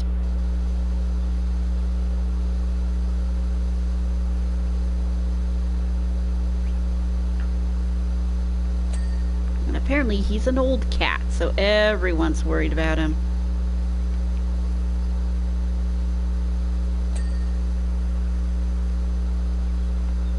And the only time we got close to figuring out the mystery, turns out his would-be rescuer was hallucinating on volcano fumes.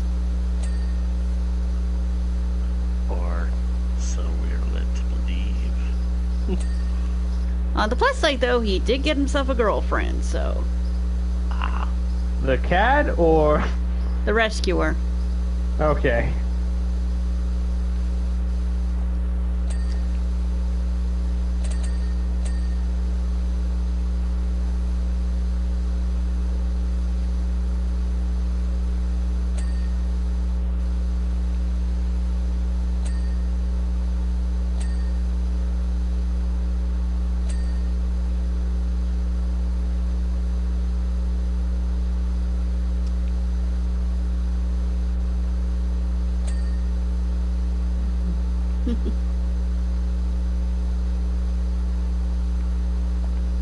Trust me, if Ulysses got a girlfriend, we'll be hearing about all the little kittens that are about in his image.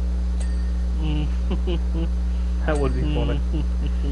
Which is another reason why you should always spay or neuter your pet.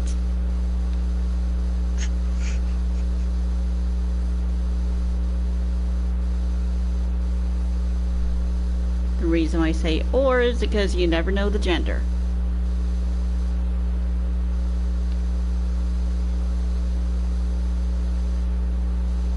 Oh my god, I think that actually reminds me of a story where I think that some friends of mine found a stray kitten, well no, a stray cat that they basically got off the streets that they assumed was a female. So after taking care of her for a few weeks and realizing that no one was coming to claim her, they decided that they were going to keep her, and they took her to the vet to be spayed.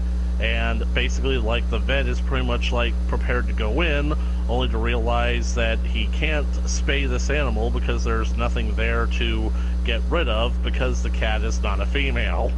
It's a male. Yeah. Oops.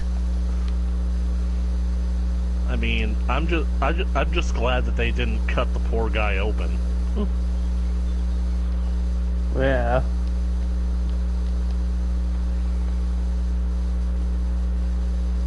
But they still got him neutered either way, right? Yeah. Good.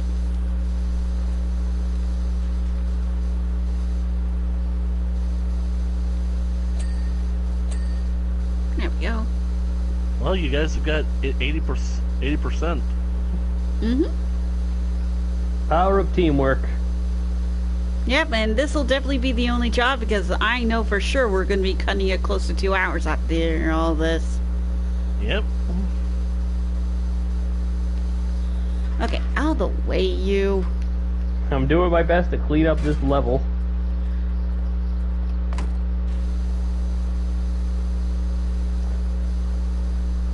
I like to think I'm doing a pretty decent job. Yep. Between you handling the inside areas and me handling the outside areas and the underneath, I'd say we're doing a pretty darn good job on these things.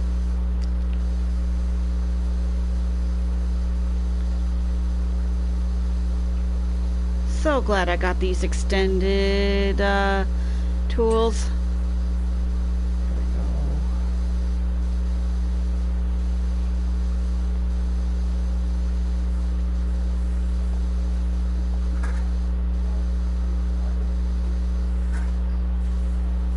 But funny how they have so many ladders and stuff up here in order to move around. Meanwhile, through the power of my platforming skills, I've managed to get onto the roof with no problem. Yeah.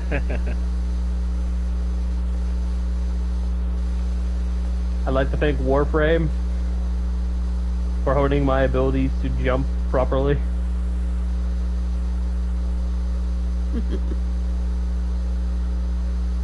Not something that everyone can do, but it's something I managed to do properly. I admit I still stink at the parkour.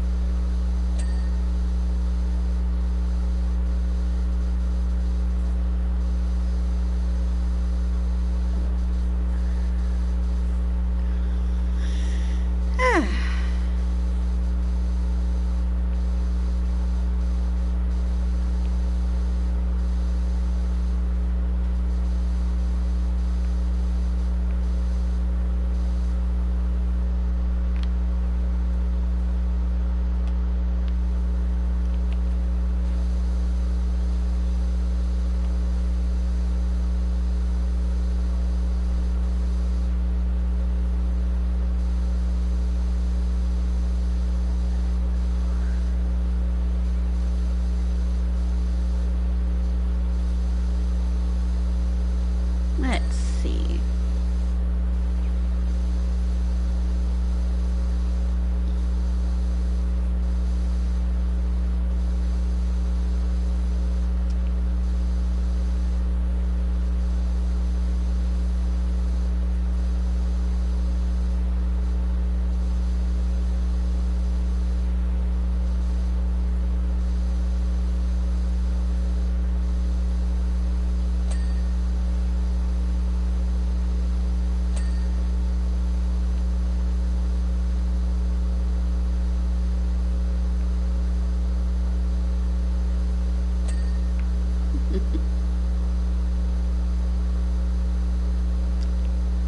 Man, look at the difference that it makes.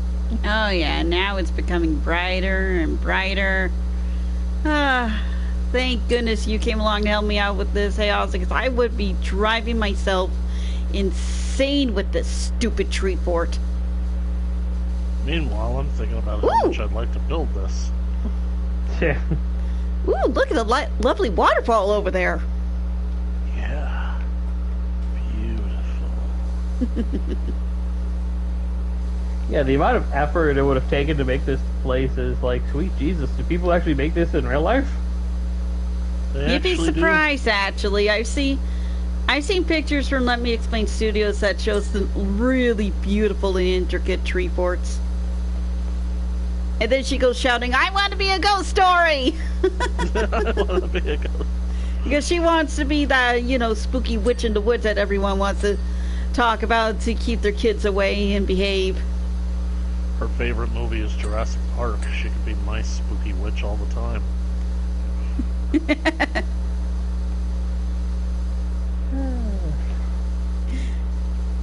I definitely recommend Let Me Explain Studios. She's actually a big fan of musical theaters.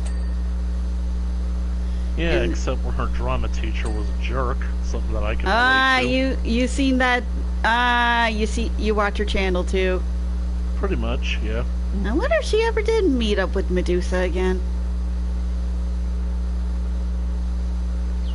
Because you never know. The world's a crazy place. You never know who you'll bump into at the supermarket. Yep. Even when you move counties away, completely different cities and whatnot. Yeah, and I wonder if she ever updated that one story bit that she did for her mom about the storage. How about the one where she had the professor who killed somebody? Oh gosh, yeah, someone actually did another video about that, even showing his picture and everything. Oh. God, that was shocking. E. I think quite like knowing that you could have potentially ended up being the guy's first victim if things went a different way. Yeah. Yeah. Thank goodness Of course, she had her friend as a witness just in case. that's good. Very good. Of course, what I find most amusing about that episode is that when she gives an example of E basically giving them a problem that is like so incredibly convoluted to solve, the whiteboard basically has a diagram from a Looney Tunes cartoon where where Duck Dodgers is explaining how to find Planet X. Oh, yeah. Now, do you know how to find Planet X, Cadet? Oh, sure. And Dodgers just looks at the board, that entire explanation he just gave. Well, I wish you'd explain it to me sometime, smart guy.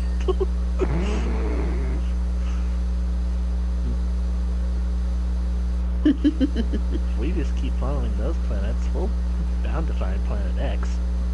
Uh-oh. Alright, never mind. You okay? Thought I was stuck. Alright. Thought I was stuck, but I was fine. Just trying to get under a table. Ah, yeah.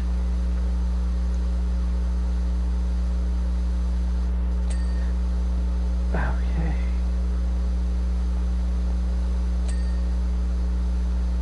I'm glad that once I clean most of the surface, it will just auto do the rest of it. Oh, yeah. Granted, it's different depending on like what it is. Because I know I certainly have been having to deal with cleaning up something till it's practically already almost cleaned up by my own hand before it actually let me do the thing. I know, right? Kind of Yeah, makes you wish that. Yeah. Yeah, that's how I felt when I was trying to clean up that barbecue. Well, okay, where is it? Where is it? It's practically clean. Where's that tiny last little spot? Oh, there it is. I couldn't even see it. Really kind of makes you wish that they would be a bit more, I'd say, liberal with that whole thing. Mm-hmm.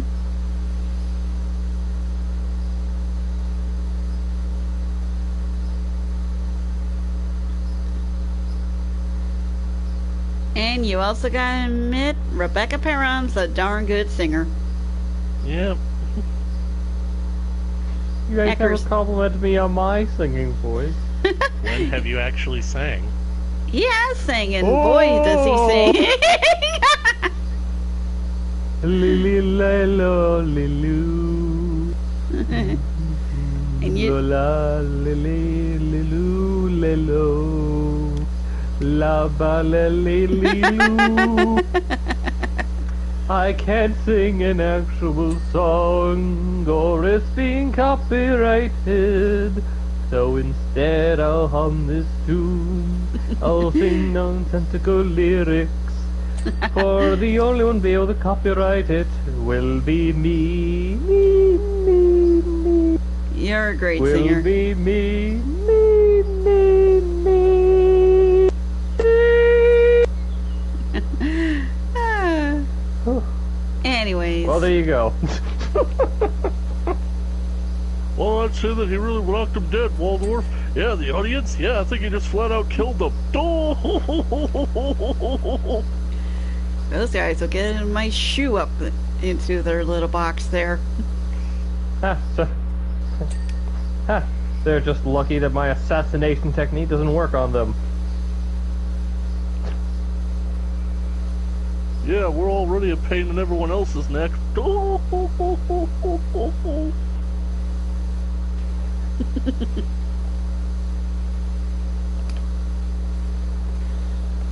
You know, speaking of that, I still like randomly think back to this computer game I like playing. It was basically a point-and-click adventure adaptation of Muppet Treasure Island. Yep. It was on 3 discs. 3. Wow. Yeah, remember when computer games used to be on multiple discs? Somewhat. I mean, I remember that I think I had at least one computer application that required multiple discs, but never 3. I mean, I've only ever played one PlayStation game that required multiple discs. Was that Resident Evil 2 by any chance? Nope, it was Siphon Filter 2. Okay. Because, boy, I never played it, but I sometimes watch this guy called Lixian, and one time he explained how to get the true ending of Resident Evil 2. Basically, you gotta complete one character's A story to unlock their B story. Wait a second. Lixian. Isn't that Markiplier's editor? Yep, that's Who let- him. And Who let he him out of the editing booth? and just recently he made a couple of games. He made games. Yep. One of Was them he- Was he a part of one of those game jam sessions? Nah, he just did it on the fly. He made a couple for his boss, Markiplier, and then just recently he made a couple of horror games of his own using Unreal 5. Ah. One of them is well known, called Late Night Mop. The reason why, yeah, the reason why that one's a little well known is because when Markiplier played it, Lucian almost unintentionally killed him Oh. because of some of the scares. So, wait, it actually nearly gave Mark a heart attack? Nah, more like he almost choked. Oh.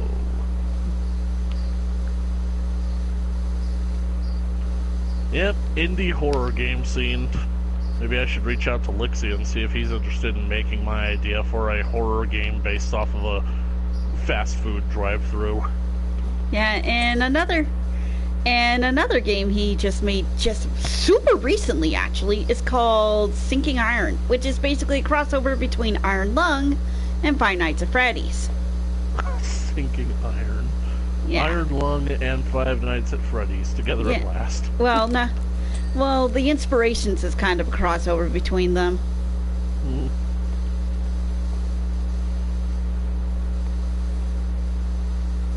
But you get the point. Yes, I do. Yeah.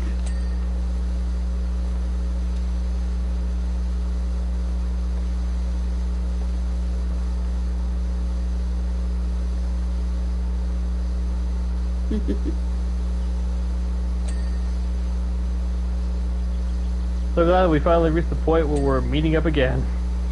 Yep.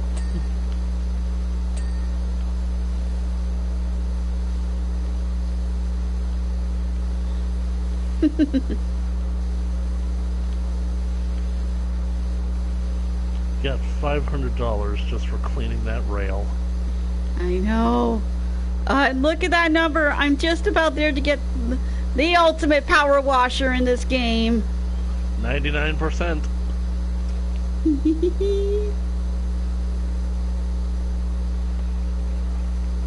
Just make sure you finish the underside of the table.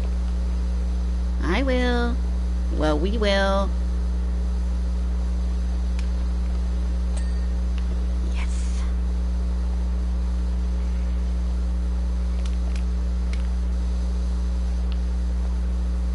And Buldrick, while we're out, I want you to give this palace a darn good cleaning.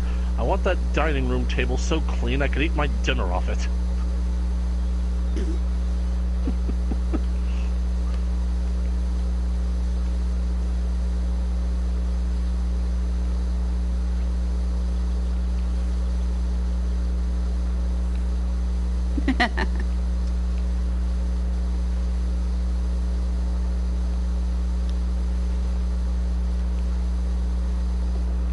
But yeah, if you ever get a chance, like, definitely take a look at, what was it called again? Overly simplified? Yeah, Oversimplified. I think that I've actually seen some of them. Pardon? I think that I've actually seen some of them. Oh, that's good. Okay, so there's still some spots still. Aha! There's that. Damn it.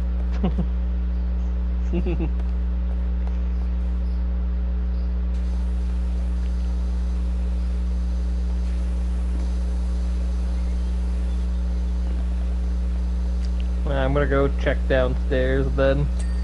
Okay.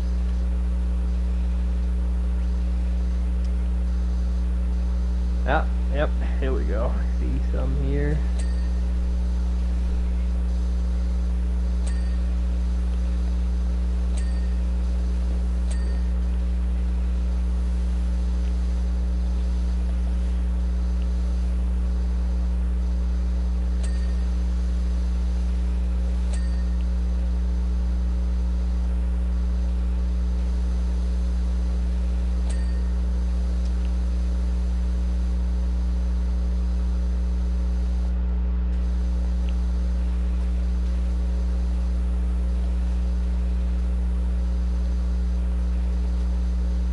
Well, it's good to see that the game gives each individual piece its own health bar, I suppose. Yeah. What is... Sorry, did not mean to spook you. Yeah. Well, it's not the fact that you spooked me, it's just somehow the game made me forced to stand up, and that's what made me a little jumpy.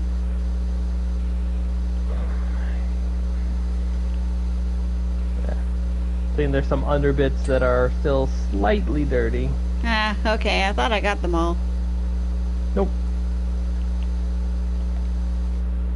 The fuse still not perfectly cleaned yet. But now we're on the annoying percentage of 99, but not enough that we don't see what the last items are. Yep. Like, it's so clean that the job is pretty much done, but enough clean that we know which is the last items. Most of it seems to be on the house here. Yep.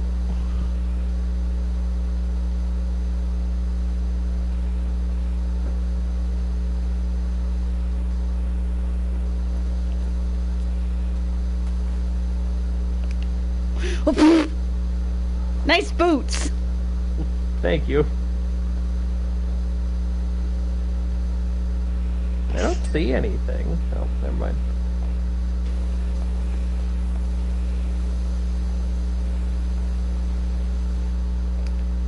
Oh, here we go. Damn these mirror frames. Oh.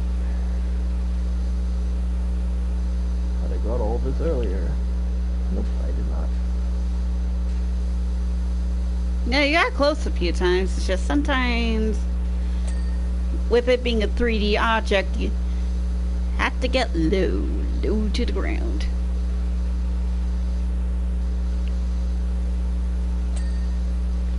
Aha. There we go.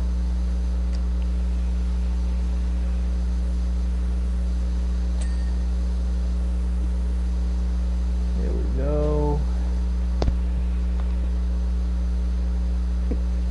Okay, there's something in the eaves that is not quite clean. Oh, got it.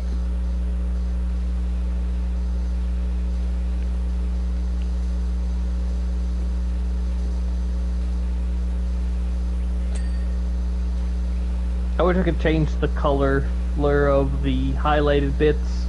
I don't know, maybe something like neon green. Yeah. I'm surprised that you can't do that. Yeah, I'm surprised too. Oh. That would make it a lot easier to tell like what is missing. Unfortunately, the little highlighted yellow kind of blends in when the environments are white. There we go.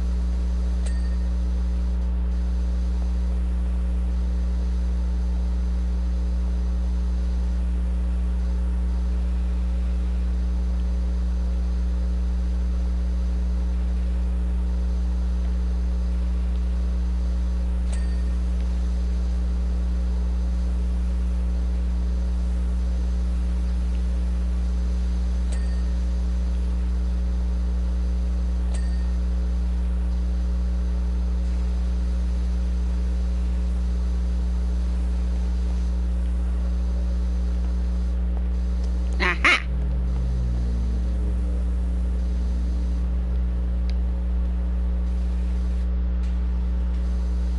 Yeah, it's on the eternal side.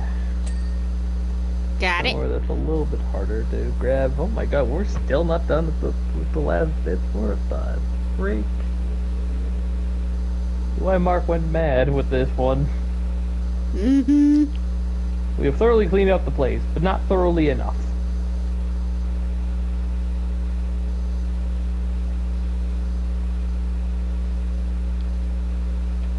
Check the underneath again. Nope, there we go. A little bit of a railing over here. There we go.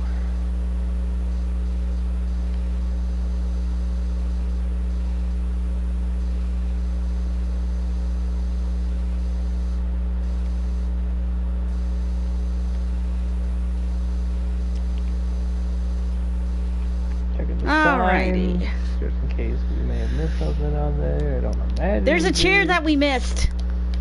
A chair? Where are the chairs? Should be up there.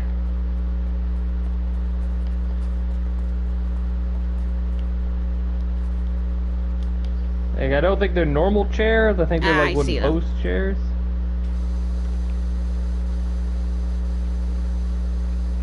Aha! Here's the little devil. Picnic chairs. There we go. Okay. See a little bit over here now. Okay, there's a window frame that's still not quite clean.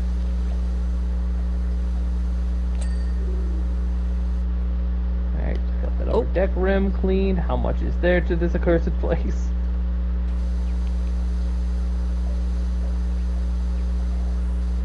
Roof trim.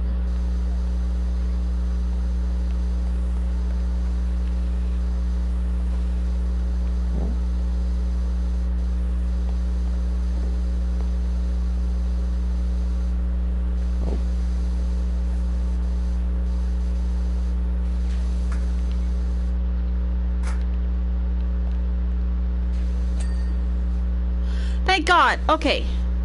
There we go. They're all up here. So there's a window that's not quite, window frame that's not quite clean.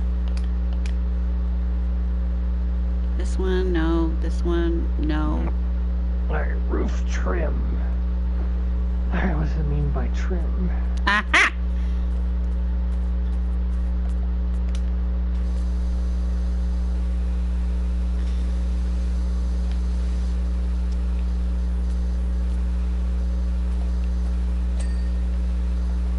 Got it. Now there's a vertical house trim. Aha! It's this one.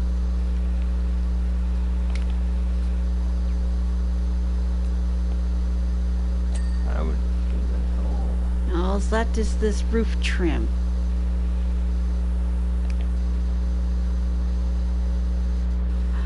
Oh, I get it. Give me a second. I need that footstool. Hey! Oh, never mind. I know exactly where it is. Aha!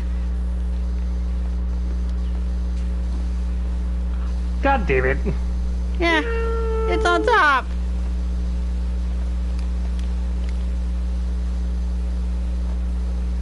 Okay, this isn't working out. Hang on, I'm breaking out the ladder. Excuse me.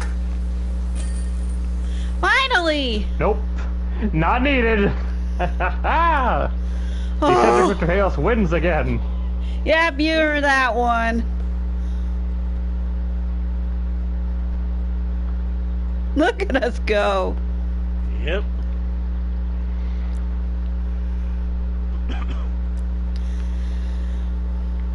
The treehouse looks mighty fine. You spruced the spruce. I can't tell you how good it is to pirouette down those steps and smell fresh pine through the window. I was this close to packing up and moving out, but now I'm more determined than ever to find evidence of a beautiful missing link. Sure. Well, next time we're cleaning the temple. Let's have a look. Yeah, from Animal. Yeesh. Oh, yep, that's definitely a Rebecca Parham story. Mm-hmm.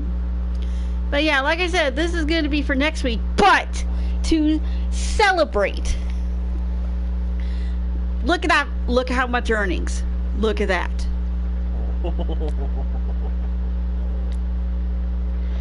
Mm-hmm. The next job. Oh, gonna. Anyway, before I do that, Chaos, where are you? Hello. Where are you? Oh, there you are. Yeah, before. How the heck did you get on the? Never mind. So Do yeah. not question my ways, except only that I know them.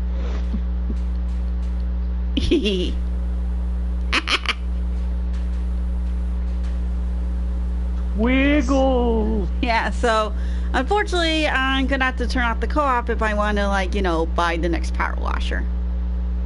So it's time for you to go. So yeah, I appreciate the help though. Well, I see how it is. Yeah, don't worry. The next week. Ah! Hey, come back! Hey, next week we're gonna get better power washers. Oh, you already left. Yeah, I jumped off the roof. Anyways.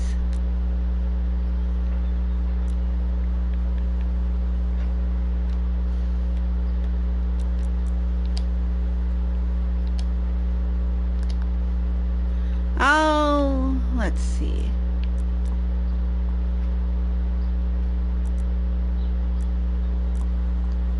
Something's wrong.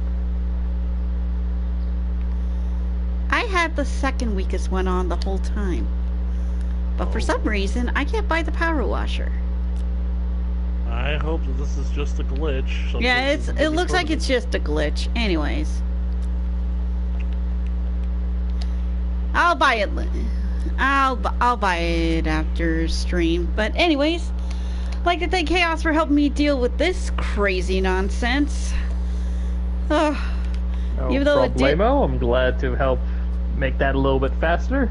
Oh yeah, and I also like to thank Link for joining with us with some wonderful commentary as always. Yep, it's what I do. Yep. And next week we'll be handling the temple. Woo! All right. Thank you for watching, everyone, and remember, the only real magic you have is your imagination and teamwork. And apparently the missing link. What was Right. in that force sword I found? Good night, everybody. Bye.